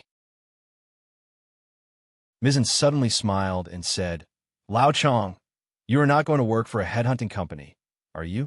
This time you come to Shanghai. Are you going to poach me to Hangzhou? That is part of the reason. The main reason is that I want to take you to meet old friends, Chong Baji said without hiding. Mizan frowned and said, Old friends? I am very curious about who are your old friends. You will know when you get there. If you're not interested, you can come back again. Just take it as a trip to Hangzhou for 2 days. Chong Baji continued to fool Mizan. Mizan hesitated for a moment and said, Let me think about it. 3 days later, in the box of Hangzhou West Lake Zaiwiguan, when Mizan, Yu Fengji, and Liu Yuan met, they could not help but be shocked. They did not expect that there would be other acquaintances. Everyone became more and more curious about what was going on. They began to guess whether Qin Sheng was back. They had not seen each other for more than half a year. After greeting each other, They could not help but sigh with emotion. In the past, Shangshan Ruoshui was so lively, and it was a golden signboard of private clubs in Shanghai. Unfortunately, after Boss Jiang had an accident, it was acquired, and now it had been reduced to an ordinary private club. What a pity. Lao Chong, we have arrived in Hangzhou. It is time to solve the mystery, Liu Yuan said impatiently. Mizan also echoed. It is meaningless to keep us guessing. In fact, we all know that it is Qin Sheng, but after all, it is just a guess and needs to be verified, Yu Fengji said with full confidence. If it were not Qin Sheng, she would definitely leave here without hesitation. Chang Baji looked at the time and chuckled. He should be here soon. When Chang Baji's voice just fell, the door of the box was pushed open. Qin Sheng, who was wearing a bright suit, walked in slowly with a smile. Everyone's face changed instantly. Sure enough, they had guessed right. If at this time there was the music of the god of gamblers, Gao Jing, it would be really amazing. Qin Sheng, Mizan shouted subconsciously. Liu Yuan walked straight over and directly gave Qin Sheng a punch.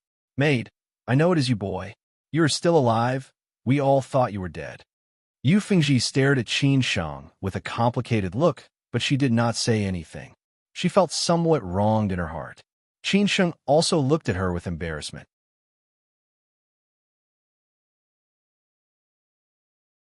Chapter 228. Retribution comes. Many people are still asking what is the name of Old Guan's WeChat public account. Again, I tell you, just search for Old Guanzhong or Xlorin in the WeChat public account. Old Guan will update some news and recommend interesting things on the WeChat public account from time to time. We will set up a WeChat reader group later. Please pay attention to it. The answer was finally revealed. It was expected, but when everyone saw Qin Sheng again, they were still a little surprised. After all, speculation was not the truth. Moreover, Qin Sheng had disappeared for so long, and there were so many rumors outside. No one knew whether this old friend was Qin Sheng or not. They did not expect that it was really Qin Sheng. Most of the time, life was ordinary and uneventful. Occasionally, there would be ups and downs, but it was often these occasional events that inadvertently changed everyone's life. Half a year ago, they were leisurely in Shangshan Ruoshui, the circle of the upper class, the high-class working environment, the colleagues full of handsome men and beautiful women, and the enviable salary. Everything was so perfect. Everyone was using the platform of Shangshan Ruoshui to get the resources they wanted for them. But the successive changes disrupted everyone's plan. Qin Sheng, who wanted to be the general manager of Shangshan Ruoshui, was chased and then homeless. Yu Fengji and Liu Yuan resigned one after another. Although everything was good here, they could not stand that kind of atmosphere.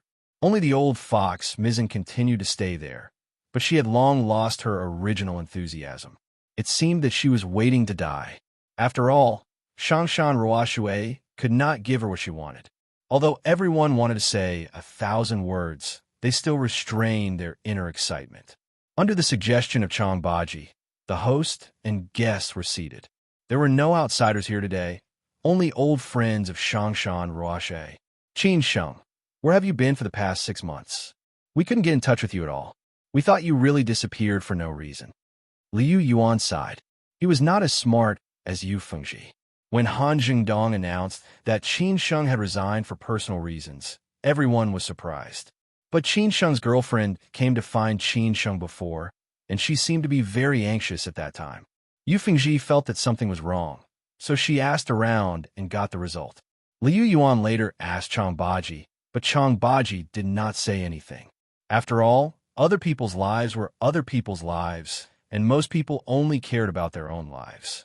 Since it had been a long time, Hu Han-san had already gotten over it. So he said calmly, "Something happened, so I disappeared for more than half a year and didn't contact you. It's my fault. I hope you can forgive me. But now I'm back, so I want to gather with my old friends."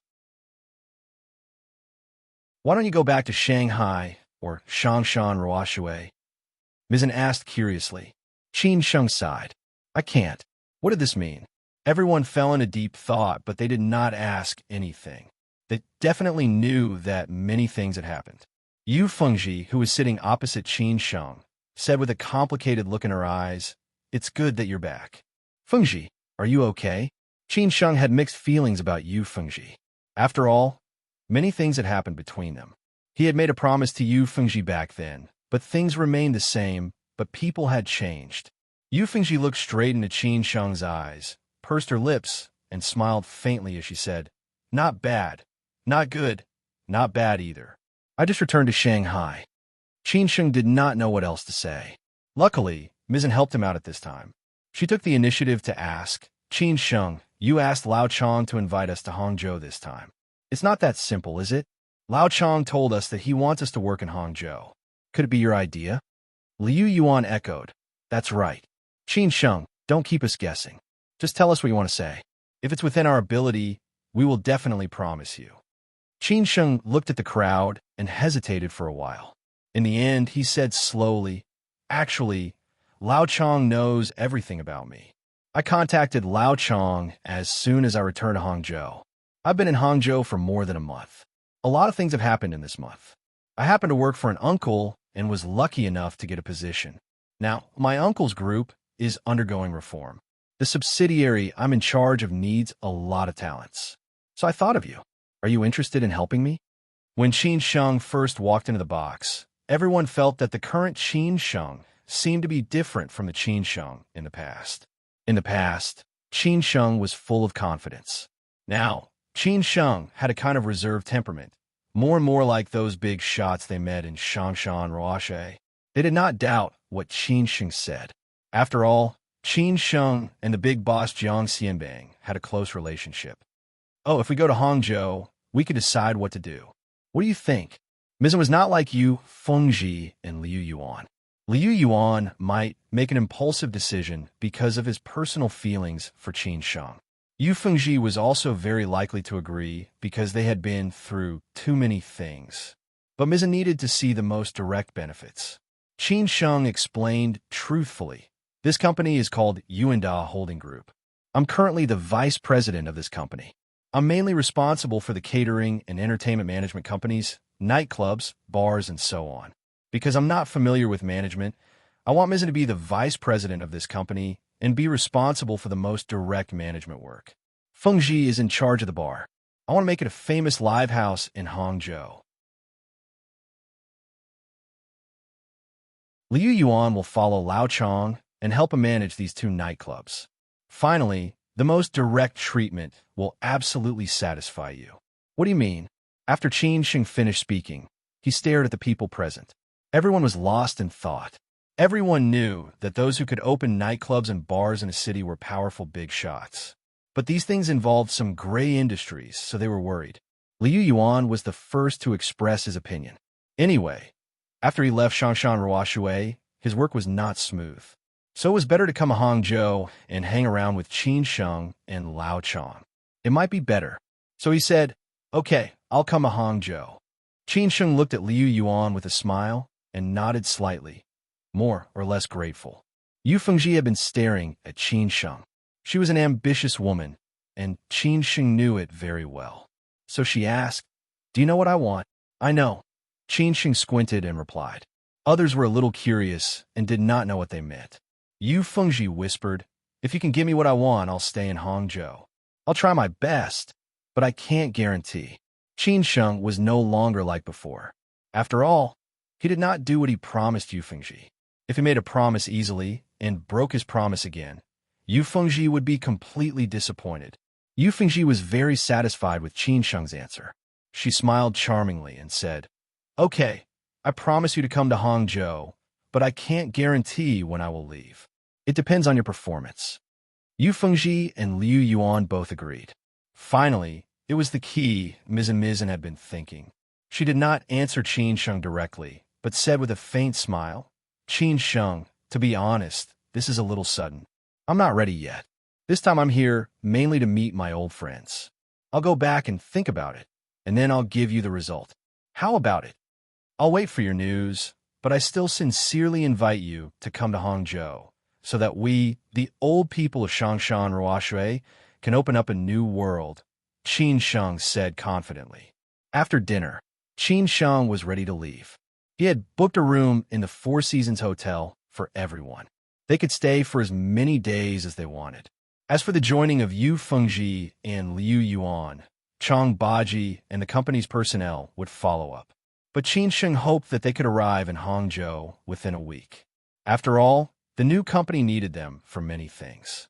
When Qin Sheng just walked to the parking lot, Yu Fengji ran out and blocked his way. Qin Sheng was a little embarrassed and said, "Fengji, what's wrong? Do you really think that I can forgive you after you bullied me and broke your promise? After disappearing for so long, you came back and said a few good words?" Yu Fengji stared at Qin Sheng and snorted. Qin Sheng said very sincerely, "Fengji, I'm sorry. There are some things that I can't help. Don't say sorry. I know all about you. I want to know how you will make it up to me in the future." Yu Fengji said stubbornly, "You know why I promised you to come to Hangzhou? It's not because of this job, nor because of the so-called old friend. It's just because of you. Fengji, I was too young before. I hope you can forgive me." Qin Sheng still had the same attitude. Yu Fengji snorted and said, "I won't forgive you. I won't forget what you have done to me. I just want to ask you, how will you make it up to me?" Qin Sheng was a little embarrassed and did not know how to respond. "After disappearing for half a year, I thought you were dead. You came back without telling me. I want to know what position I, Yu Fengji, have in your heart. Do you know how much I miss you?" Yu Fengji questioned. In the end, she said what she wanted to say most impulsively. Qin Sheng shook his head and sighed. "I have a girlfriend. I know. I have seen her, but I don't care." Yu Fengji directly stopped what Qin Sheng wanted to say. Qin Sheng was also a little surprised. He did not expect that Yu Fengji actually had feelings for him.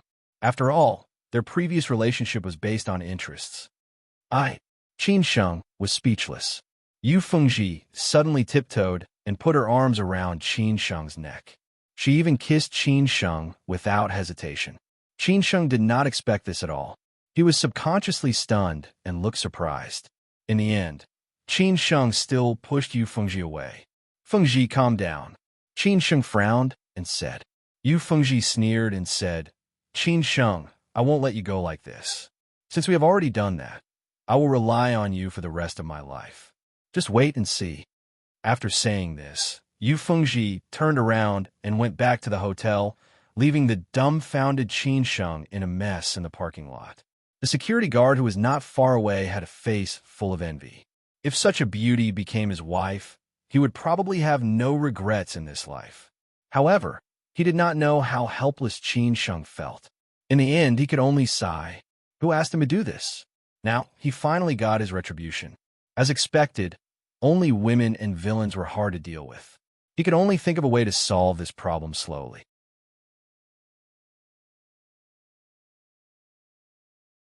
Chapter 229. He is your son. I recommend a book, The Best Almighty Master. You can read it online. I hope you can support it. Liu Yuan and Yu Fengji had promised to come to Hangzhou. Even if Mizan refused, Qin Sheng would be satisfied. He could find another way to get the position of vice president, such as hiring a headhunter or asking Xue Qinyan to recommend him. However, Qin Sheng was worried that his relationship with Yu Fengji might be a hidden danger in the future, which made him somewhat scrupulous. Song Wei was in charge of Yending International, so it was normal as usual. However, Poly International was in a mess after Qian Buping left. Qin Sheng had to go to Poly International to preside over the overall situation and let Chang Baji take over the work and adapt to the new environment here. Qin Sheng held a meeting with all the management. To put it bluntly, he wanted to calm people down and warn them not to hide their intentions. The general content was, no matter what relationship you had with Mr. Qian before, from today on, Poly International will be managed by Mr. Chang.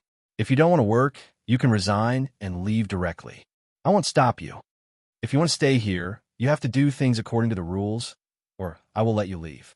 At the same time, Qin Sheng borrowed a team, led by the financial manager from the group, to figure out the financial situation of Poly International and complete some procedures. Qin Sheng had to ensure the stability of Poly International. Qian Buping and others would definitely try to make trouble. Especially in the security department, there were only a few ordinary security guards left. Fortunately, Chang Baji's two martial nephews could take care of them, so Qin Sheng was more or less relieved. Therefore, he had to talk to Yang Deng as soon as possible. Secondly, there was the public relations department. Those resources were the guarantee of Poly International's business. With the influence of Yuan Ku and the others, they could totally take drastic measures to deal with them. As a result, Qin Sheng asked Chang Baji to look for several influential figures in the public relations department quickly to have a talk. Qin Sheng asked Yang Deng out for a drink in the evening without any reason. Yang Deng did not think much about it and went out. He thought that Qin Sheng regarded him as a friend. The place to drink was Huanglong food stall. Qin Sheng just came out of Guanyin live in the evening, so he chose the nearby place. He had already informed Yu Yixiao that he had found a deputy manager in charge of management, marketing, and so on, and she was a beautiful woman. Yu Yixiao already knew the change of Yuanda Group. Qin Sheng had become the deputy manager and was also in charge of the catering and entertainment subsidiaries. Now, he was his immediate boss, so he had to cooperate with Qin Sheng. When he heard about beauties, Yu Yixiao's eyes lit up. Which man didn't like beauties?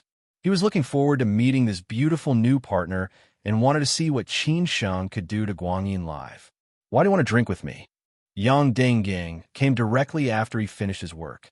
His subordinates sent him directly to the entrance of the Yellow Dragon food stall. Qin Sheng arrived early. He ordered a plate of tripe and peanuts and waited for Yang Deng. He smiled and said, "Do I need a reason to drink? I don't have many friends in Hangzhou. It seems that you regard me as a friend. The wine tonight is worth it. Even if you make me drunk, I will accept it." Yang Deng, who was usually serious in speech and manner, could occasionally smile when he was with Qin Sheng. He really regarded Qin Sheng as a like-minded friend. Qin Sheng scolded him with a smile. "Stop talking nonsense. Sit down and drink." In summer, iced beer, barbecued meat, and seafood went well with each other. Qin Sheng and Yang Deng ordered 2 boxes of Thousand Island Lake beer. Tonight, whoever finished the beer would go home. After drinking 2 bottles of beer while chatting casually, Yang Deng began to say seriously, "How are you doing at Chao Da's place? I heard that you have been promoted and your salary increased recently. You really care about me more than anyone else," Qin Sheng said with a smile. After that, he picked up his glass and toasted with Yang Deng. Yang Deng said happily, "I am very interested in you. You and I know each other well.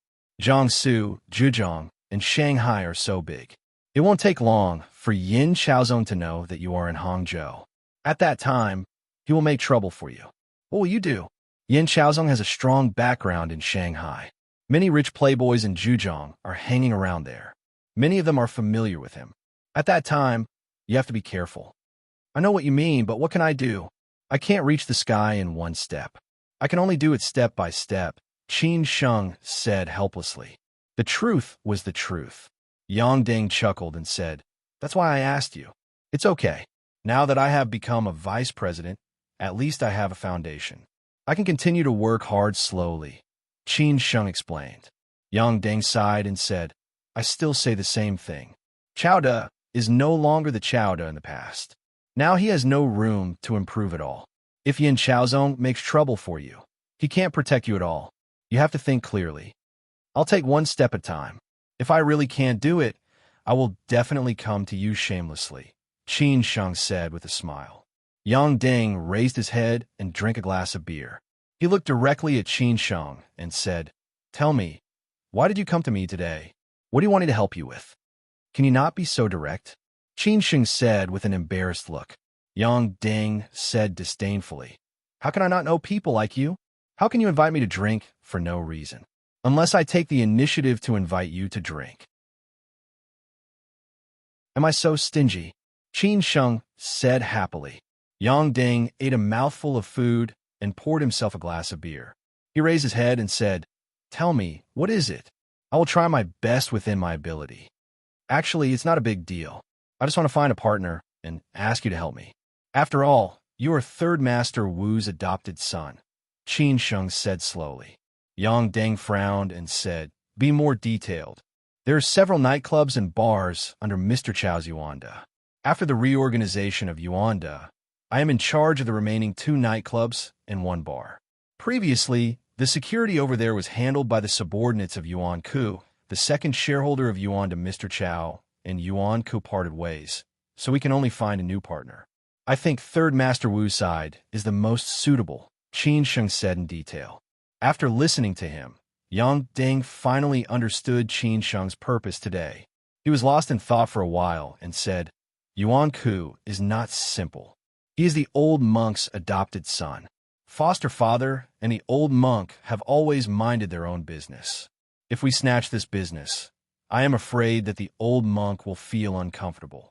Foster father does not want to fall out with the old monk for such a trivial matter. The old monk? Qin Sheng did not explain. Yang Ding knew that Qin Sheng was new here and definitely did not know these big shots. So he explained, the reason why the old monk is called the old monk is that he was a monk when he was young. His master was a master. At that time, he knew a lot of big shots. After he returned to the secular life, he relied on this relationship to get to where he is today, step by step. There are no more than 3 people in the whole Zhejiang who can be on an equal footing with my foster father. The old monk is one of them. Moreover, my foster father has been devoted to Buddhism these years and often hangs out with the old monk. This is really not easy to deal with. We're just talking about business. We are just choosing a new partner. It should not be so deep, Qin Sheng said casually. Yang Ding continued, well, I know Yuan Ku. He's not a good guy. Many people have been cheated by him. Chowda is one of them. Hangzhou is now famous for its oriental charm. At the beginning, Chowda was the main investor. That should be his most glorious time. In the end, Yuan Ku kicked him out of the game, and it became his group's industry. In the past 2 years, it has made a lot of money, which is comparable to my 4th brother's Huadu Club. Qin Sheng said with some disappointment. So there is no room for negotiation? Qin Sheng said somewhat disappointedly. It is not that there is no room for negotiation. It is just how to negotiate. Foster father and the old monk mind their own business. On our side, there are many people who dislike Yuan Ku. Some of them are even sworn enemies of Yuan Ku. I will ask about this matter later and see who is interested in taking over. At that time, as long as the old monk does not show up, there should be no problem. Qin Sheng smiled and said, I don't think it will be so serious. It is such a small matter. Yang Ding nodded quietly and said, well, there should be no problem. You just wait for my news. In the Sihiyuan of the Qin family in Sijio City, Qin Chang'an had just finished his work and returned home. During this period of time, Qin Ran had been living in the Sihiyuan, which made Qin Chang'an feel quite good. He also knew that Qin Ran had just returned from Hangzhou and brought back the latest news about Qin Sheng. Qin Ran, who was watching TV in the living room, saw her father coming back. She stood up in a hurry and said, Dad, you came back so late again. Qin Chang'an sighed and said, there is no one to help me. I can only work hard like this. Qin Ran knew what her father was implying, so she quickly changed the topic to her brother. You just wait for another 2 years. At that time, when my brother comes back, you could train him well and let him take over your position. At that time, you can have a good rest. Qin Chang'an did not count on it. He shook his head and said, I can't count on that guy. His temper is the same as mine. I guess even if he reconciles with me, he may not come back to Beijing. So, you have to get married quickly. At that time, I will leave this mess to you. Qin Ran did not fall into his trap and said disapprovingly, oh, then take your time and wait. Qin Chang'an did not know whether to laugh or cry. He said, you naughty girl. By the way, I heard that you went to Hangzhou. How is that guy recently? Qin Chang'an asked casually. In fact, he was quite concerned about Qin Sheng. Since Qin Sheng had arrived in Hangzhou, he had been too busy to care about him. Speaking of her brother, Qin Ran smiled and said, if you want to know, then you can go by yourself. He's your son. Why do I feel that you are complaining? Qin Chang'an took the mung bean soup from the nanny, drank 2 mouthfuls, and said with a smile. Qin Ran did not respond. Instead, she stopped smiling and said seriously, Dad, this time I saw my brother and had a good talk with him. I can feel that he has suffered a lot in these years. I also want to ask you something. You should have hidden it from me. What is it? Qin Chang'an said with a smile. Qin Ran stared at Qin Chang'an and said, "What happened to him in Shanghai? What kind of injury did he suffer? So that he had to leave Shanghai and recuperate in Xiamen for half a year before finally coming to Hangzhou?" Qin Chang'an's expression changed slightly. He did not expect that Qin Ran would know. It seemed that this matter could not be hidden anymore. Seeing that her father did not say anything, Qin Ran was a little angry and said, "Even if you are not willing to tell me, I can find a way to find out. Since you are not willing to show up for some things, I don't mind fighting for him." At this time, Gongsun walked into the living room. After greeting Qin Ran, he said to Qin Chang'an, "Master, eldest master of the Chun family, said that he will visit you tomorrow morning. He has something important to tell you." Qin Luo? Qin Chang'an frowned and said, "What can he want to see me for?" Gongsun was only responsible for informing Qin Chang'an. As for what it was, of course, he did not know. Qin Chang'an thought for a while and said, "Okay, I got it. I will wait for him tomorrow." After that, he turned around and looked at Qin Ran. "What do you want to know? Just ask Gongsun. He will tell you. I'm a little tired. I will go to rest first."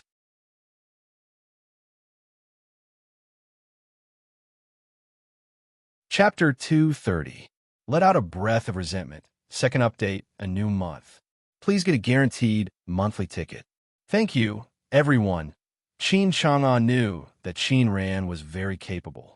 Not to mention her small circle, it was just a matter of time for her uncle to find out about these things with his power. Moreover, his uncle's husband was a big shot in Shanghai's political circle. Therefore, he definitely could not hide it from her. Otherwise, if she found out about it, the relationship between father and daughter, which had been eased with great difficulty, would become stiff again. Qin Chang'an could not tell Qin Ran face to face. He was really afraid that his daughter would not save him face. Therefore, he could only let Gongsun, who knew the inside story, tell Qin Ran. Qin Ran frowned at the beginning. From how Qin Sheng was bullied by Yin Chaozong, to how he was in danger several times in a row, how he was framed by Yin Chaozong and the others, to how he almost died on Mount Jiuhua and recovered after being seriously injured for half a year, Qin Ran's tears instantly flowed out. She finally understood why she felt that her brother was so mature that night. She also felt that he was under a lot of pressure, as if he was very tired. After experiencing these things, how could he not be like this? In the end, Qin Ran, who clenched her fists and had tears all over her face, completely exploded. She shouted this sentence angrily. Obviously, she was questioning Qin Chang'an. "He is your son. He's already like this. Don't you feel sorry for him? Do you have to wait for him to die before you do what a father should do?" Qin Ran had not been so sad for a long time. She could not understand what Qin Chang'an was thinking. She squatted on the ground and cried bitterly. She felt sorry for her brother more than anyone else. She felt sorry for her brother being bullied. She felt sorry for her brother being so seriously injured. She felt sorry for her brother who was so strong. She felt sorry for her brother who was still smiling and looking forward.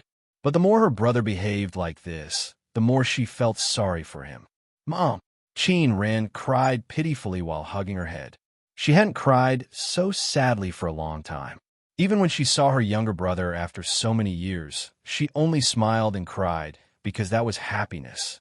But now, she was really heartbroken. Gongsun was somewhat at a loss. He did not know what to do.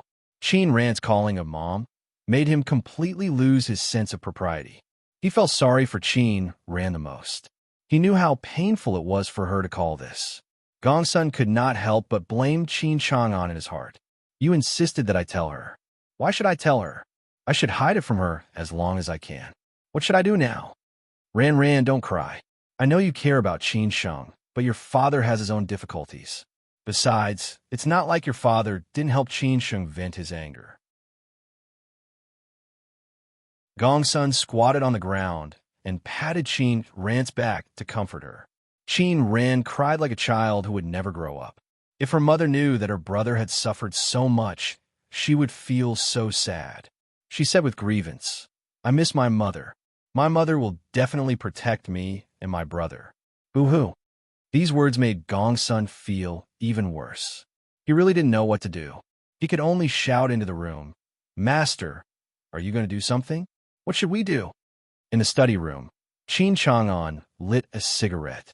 He had not tasted the smell of cigarettes for a long time. He sighed helplessly. In the end, he did not say anything or come out. He just let Qin Ran cry outside. As a father, how could he not be distressed? However, there were some things that he had to be so cruel. After a long time, Gongsun finally comforted Qin Ran and stopped crying. He was really thankful. If she continued to cry, he really didn't know what to do. "Qin Chang'an, if you don't care about him, I will go to Grandma and Uncle." Qin Ran, who was stubborn, stood up and wiped away her tears. She directly said this and prepared to leave the Sihiyuan. Gongsun was scared out of his wits. If Qin Ran really went to the Zhu family, it would be a big deal. At that time, he didn't know how to end it. Qin Chang'an's good intentions would also be in vain. Consequently, Gongsun directly pulled Qin Ran and said, Ran, stop fooling around. Calm down, calm down. Listen to what I have to say, and then you can make a decision, okay? What else is there to say?" Qin Ran said with grievance.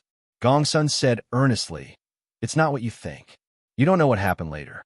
It's not that your father didn't do anything. During this period, the Yin family, the Lin family, and the Yi family were not living well. This was all done by your father. Do you know why your father didn't stand out directly? It's not because your father didn't reconcile with Qin Sheng, but because he couldn't do so." "Why?" Qin Ran was a little confused. Gongsun said firmly, "Because this is Qin Sheng's grudge, not your father's. It must be handled by Qin Sheng. If one day you reconcile with each other, Qin Sheng will take the initiative to ask your father for help. At that time, your father can only stand out. Do you understand?" Hearing this, Qin Ran finally calmed down and could not help but fall into deep thought. There are men's rules in the world of men. You have to think from Qin Sheng's point of view, not on your side, Gongsun continued. Qin Ran did not say anything. She pondered over Gongsun's words. After a long time, she understood. She wiped away her tears and said, "I know, but I won't let him live so well." After saying this, Qin Ran directly drove away from the Sihiyuan. Gongsun was a little helpless. He really didn't know what trouble Qin Ran would cause. At this time, Qin Chang'an finally came out. Gongsun hurriedly ran over and said, "Master, why do you have to do this? What should we do now?" Qin Chang'an said thoughtfully, "Let her go. She will have a sense of propriety. To say the least, no matter how big a disturbance she causes, I will stand behind her. I will never let her get hurt. As long as she can vent out her anger, it will be fine." This was what a father should do. In the early morning, when Qin Chang'an and Gongsun just came back from the alley, the eldest master of the Chun family mentioned by Gongsun came to visit. As long as Qin Chang'an lived in the Sihiyuan, he would take a stroll in the alley most of the time. He still liked the atmosphere of old Beijing. The neighbors were walking around. However, there were many big shots living in this alley, so he could only walk a little farther. The advantage was that he did not have to worry about the security environment at all. The housekeeper had already made tea. Qin Chang'an walked into the living room and said with a smile, "What brings you here, Lao Chun? How have you been? You are so busy. When will you think of me? If I don't come today, I don't know when I will see you again." Chun Loha, the eldest master of the Chun family, said disapprovingly. His driver and bodyguards were arranged to stay in the side room. Chun Loha's face was thin and angular. His eyebrows were very thick, and his eyes were shining. It seemed that he was not an ordinary person. He was holding a pair of high-quality walnuts in his hands. They were lion head walnuts produced in the 4th building, which were the most valuable among the walnuts. Of course, the eldest master of the Qin family was not short of money. Although the Qin family and the Chun family had a deep relationship, and the old master of the Chun family and the old master of the Qin family were also close friends, the juniors of the Chun family seldom talked to each other. After all, the relationship between the fathers and the juniors was the relationship between the fathers and the juniors. Qin Chang'an chuckled and said, "No matter how busy I am, I can't be as busy as you." Chun Loha shook his head and sighed bitterly. Let's not flatter each other and be modest. There is a huge gap between our levels. If I say these things in front of you, I will be humiliated. You are flattering me. Qin Chang'an picked up the teacup and said politely, Old Chun, what brings you here today? Chen Luoha smiled and said, You don't come here for nothing. I definitely have something to tell you. But it's not about me. It's about the Qin family. Qin Chang'an asked with interest, What's the matter that you need me to come here in person? Old Qin, other people might not know about the Qin family, but how could our Qin family not know about it?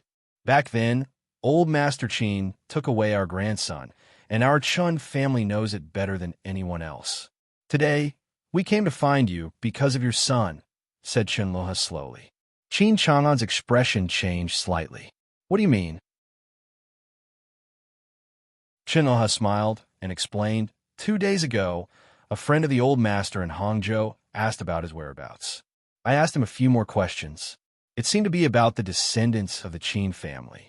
Since they came to the Chun family to talk about the descendants of the Qin family, it must be about the Qin family. I could only think of your son. That's why I came here to inform you. Qin Chang'an said thoughtfully, Really? Why would I lie to you? As for the details, the friend of the old master didn't tell me. He said that he could only tell me after seeing the old master. I don't know where the old master is at all, so I thought that if you went there, he might tell you. Chen Luoha told Qin Chang'an the truth. Obviously, he had a selfish reason to tell Qin Chang'an. If Qin Chang'an really found his son, he would obviously remember this favor. He and Qin Chang'an were not at the same level at all. He needed Qin Chang'an for many things. This favor might be a coveted benefit. Qin Chang'an did not expect that Chen Luoha had already known about Qin Sheng's matter. At present, he had been keeping this matter under control. If Chen Luoha really knew about it, it would be a little troublesome. At least he did not want this news to be leaked now. Otherwise, it would be a little troublesome. So Qin Chang'an made a prompt decision and said, Old Chun, may I know the name of your friend? Liu Xinghai, a famous man in Hangzhou. Of course you can find out, Chen Le has said with a smile. Qin Chang'an nodded quietly and said, Old Chun, thank you. There is no need for such polite words between our two families. Okay, since I have told you everything, I will not disturb you, busy person. I will leave first. Chen Luoha said satisfactorily. He had done what he should do and was only waiting for the return. Qin Chang'an replied, Then I will not keep you. Gong Sun, send old Chen off for me. Grandpa Chun, please, Gong Sun said respectfully. After Gong Sun sent Chen Luoha off and came back, Qin Chang'an directly ordered go to Hangzhou. First, Qin Chang'an went to Hangzhou to find out the ins and outs of this matter. Then he would destroy the source of the news. He must not let others know. Second, he wanted to see Qin Sheng, which was also a kind of compensation to Qin Sheng.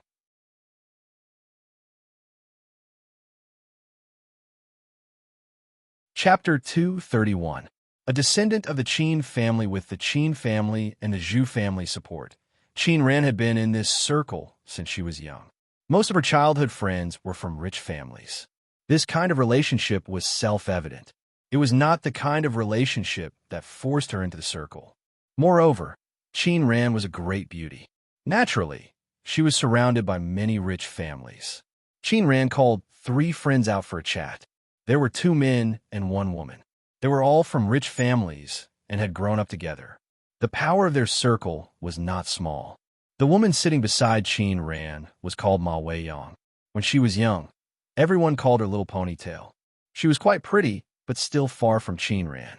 However, this woman had a strong personality. She was really a wild horse.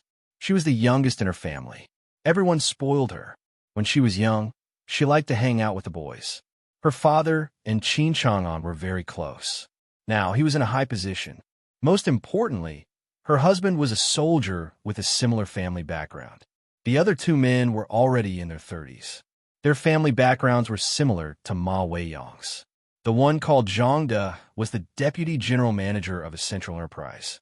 The one called Fan Deji was the deputy director of a national ministry. Recently, he was going to be transferred to another place. Ran, why did you call us here so early in the morning? Is there anything urgent? Ma Weiyang said carelessly. She was the agent of a few brands. Her life was quite enjoyable. Moreover, because of her family, she did not dare to mess around. Ma Weiyang knew when to stop. After all, there were too many examples in this day and age. Zhangde was wearing glasses. He looked a little sly. After all, as the deputy general manager of a subsidiary of Central Enterprise, if he did not have some skills, how could he be like a fish in water? He said playfully, "It's rare that Miss Qin would treat us to coffee. Tell us, what do you need our help with?" Fandaji was very calm. Perhaps it was because his career was different from the other two, so he was more cautious in doing things. "I was bullied. Are you guys going to do something about it?" Qin Ran said with a face full of grievance. She had no scruples when she was with her best friends. Anyway, they all knew what she was like. After hearing this, the three of them stared at Qin Ran with a dumbfounded look. "Are you sure it's not you bullying others when they bully you?" Zhangde asked in disbelief. Ma Weiyang also said happily, "Who dares to bully you? Is he tired of living? Doesn't he know who you are? Tell me, which blind dog is he? I'll pray for him." Ma Weiyang also said happily, "Who dares to bully you?" Qin Ran heard what they said and sighed. "Alas, I'm really unlucky to have made friends with you guys. If I had known this earlier, I would have found someone else." Fandaji, who had been silent all this while, said in a deep voice, "Stop fooling around. Let Ran tell us what's going on." "We were just joking." Ma Weiyang pouted. She was a charming young woman. Qin Ran said thoughtfully, "Don't worry about it. You just need to accompany me to Shanghai to vent my anger. Their family is quite powerful in Shanghai. As a woman, I am somewhat afraid." "Shanghai," Ma Weiyang muttered in a low voice. "Their foundation is in Shanghai. There are only a few who are famous. They're definitely not the playboys from Siju City. If they dare to bully you, they must not know your background. Ran, you should ask young Master Song for this kind of trouble. If he goes to Shanghai, no one will dare to say anything," Zhangde said half-jokingly. Qin Ran directly refused. "I don't want to ask him. Stop talking nonsense. Are you going or not?" Qin Ran seemed to be angry. After hearing this, Fandaji decided directly, "I'll go with you." Seeing that Lao Fan had made his stand, the other two could only nod hurriedly and said, "Go, go, go. It's just making trouble. Who are we afraid of?" In Hangzhou, Qin Sheng was not idle these 2 days. There were a lot of things to do in Yuanda. Moreover, there were all kinds of trivial things in the subsidiary company. Mizzen still did not reply to him. Qin Sheng had already begun to make other plans. He could not keep dragging it. Just when Qin Sheng was busy, Master Lu's right-hand man called Qin Sheng and asked him to come to Maijiawu. He said that there was news from there. Qin Sheng was quite excited when he heard this. He did not expect that there would be news so soon. He quickly drove to Maijiawu. This courtyard in Maijiawu was a place that Master Lu had decided many years ago to live in when he was old. The construction started 5 years ago. He hired a famous designer, such as the Peach Blossom Garden in Green City in Suzhou, who was a good friend of Master Lu for many years. Therefore, he helped Master Lu to design this courtyard for free. This time, Qin Sheng drove directly to the courtyard. After parking the car, the right-hand man took him straight to the backyard. It was still the long pavilion with infinite scenery. Master Lu had a guest there today. "Master Lu, this painting of yours is worth 1,000 words from others. This time, you've helped me so much. I really don't know how to thank you." A middle-aged man with a big belly said politely. Sitting under the long pavilion, a beauty in a cheongsam was making tea. Master Lu sat opposite him, holding a cup of Longjing tea before the Ming Dynasty. He smelled the fragrance and tasted the tea. The tea set used to make the tea was a gift from a master in Jingdezhen. It was very expensive and could only be found. It was impolite not to reciprocate. Therefore, Master Lu also gave the master a piece of calligraphy in return. It was a favor. After putting down the teacup, Master Lu smiled and said, "Xiao He, don't flatter me anymore. This is all I can do. How can I be compared with you?" "Master Lu, you can't say that. In our Hangzhou city, everyone is proud to know you. If I give this piece of calligraphy to him, the old leader will be very happy." The middle-aged man laughed and said, Master Lu had long been used to this kind of life. He was not the kind of person who could really live alone. He smiled and said, when it comes to eloquence, no one can beat you. At this time, the right-hand man brought Qin Sheng over. Seeing that Master Lu had a guest, Qin Sheng said respectfully, Master Lu, Xiao Qin, you are here. Come, sit down and drink tea. Master Lu waved and shouted. His expression was obviously not pretentious. He really took Qin Sheng seriously. The middle-aged man raised his head and looked at Qin Sheng. He was quite puzzled. He had never seen any young man here who could receive such treatment. If those rich playboys in Hangzhou City wanted to marry into Master Lu's family, they had to come with their parents. Qin Sheng smiled and nodded to the middle-aged man. Master Lu, you still have a guest. Then I will leave first. I will disturb you another day. At that time, I will bring 2 bottles of good Shaoxing Nurhong. The middle-aged man stood up and smiled at Qin Sheng at the same time. Master Lu did not introduce Qin Sheng to the middle-aged man. As long as Qin Sheng came here often, these guests knew better than anyone else. Naturally, they would take Qin Sheng seriously. After the middle-aged man left, Qin Sheng could not wait to ask, Master Lu, is there any news? Xiao Qin, don't be anxious. Drink a cup of tea and look at the calligraphy I just wrote. What do you think of it? Master Lu said calmly. Qin Sheng was a little anxious. He stood up patiently and looked at the calligraphy on the table. The ink had not dried yet. He said thoughtfully, Taoism follows nature. The calligraphy is good. It moves like a dragon and moves like a snake. It's bold and powerful. It's soft but firm. But if it's matched with these 4 words, it still feels like something is missing. I can't tell what it is, but it's just a feeling. After hearing that, Master Lu laughed and said, That's right. Only you dare to say that. I also feel that something is missing in this calligraphy. It should be a kind of spiritual qi. Qin Sheng sat down again and took the teacup handed by the beauty in Cheongsam. He drank it in one gulp. He could be calm about other things, but he really could not be calm about his family background. Seeing that you are so anxious, I will not keep you in suspense. Master Lu smiled and said, 2 days ago, I asked someone to contact the descendant of the Chen family. This person is called Chen Luoha. He is also a famous master in Sijia City. He is the eldest son of old Master Chen. I asked about old Master Chen and mentioned that the descendant of the Qin family wanted to see him. After hearing the descendant of the Qin family, he asked, Which Qin family? I said it was old Master Qin. Qin Sheng frowned and said, Then, he asked me about your specific situation. I told him. He said that he also knew the descendant of the Qin family. He went to the Qin family to inquire about it. Master Lu said slowly. After hearing this, Qin Sheng stood up subconsciously. He was shocked. This sentence meant that there were descendants of the Qin family, and they might be his grandfather's descendants. In that case, the truth of his family background would be revealed. He would be able to find his relatives whose blood was thicker than water. Qin Sheng said excitedly, Master Lu, is this true? Master Lu laughed and said, How can I lie to you? I originally wanted to tell you after I got the specific information, but I wanted to be mentally prepared, so I told you first. Qin Sheng said excitedly, Master Lu, thank you so much. This news is really unexpected to me. Master Lu said thoughtfully, In fact, not only for you, but also for myself. I want to know the meaning of those oracle bone inscriptions, so that it will not be a pity.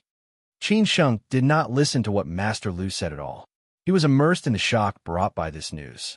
Qin Sheng asked, Master Lu, didn't they say when the news would come? Master Lu stroked his beard and smiled. They didn't say. But don't worry, it should be in a few days. I will inform you once I get the news.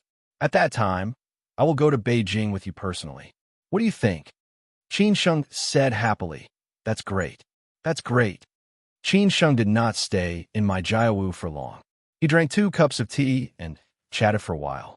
Although he was very excited and eager to know everything he had been wanting to know all these years, he could only wait for the news. When Qin Sheng left my Jiawu, Qin Chang'an's private plane had just landed at Hangzhou Shaoshan Airport. Then, he took a private car directly to my Jiawu. Gongsun had already inquired about Master Lu's specific residence. When he arrived at Maijiawu, it was already 6 o'clock in the afternoon. Master Lu was having dinner. Gongsun got off the car and knocked on the door. Not long after, two right-hand men came out and asked skillfully, "Excuse me, you are?" "We're looking for Master Lu," Gongsun said in a deep voice. Qin Chang'an was still sitting in the car and was not in a hurry to get off. The right-hand men often met such guests who came because of the fame of Master Lu. But Master Lu was not willing to be disturbed unless it was arranged in advance. So the right-hand man asked, "Do you have an appointment?" "No," Gongsun said bluntly. The right-hand man said politely, "Sorry, Master Lu is not here." You're tuning in to the Warrior Lore YouTube channel. Don't forget to subscribe and join us on this journey to catch the most captivating stories.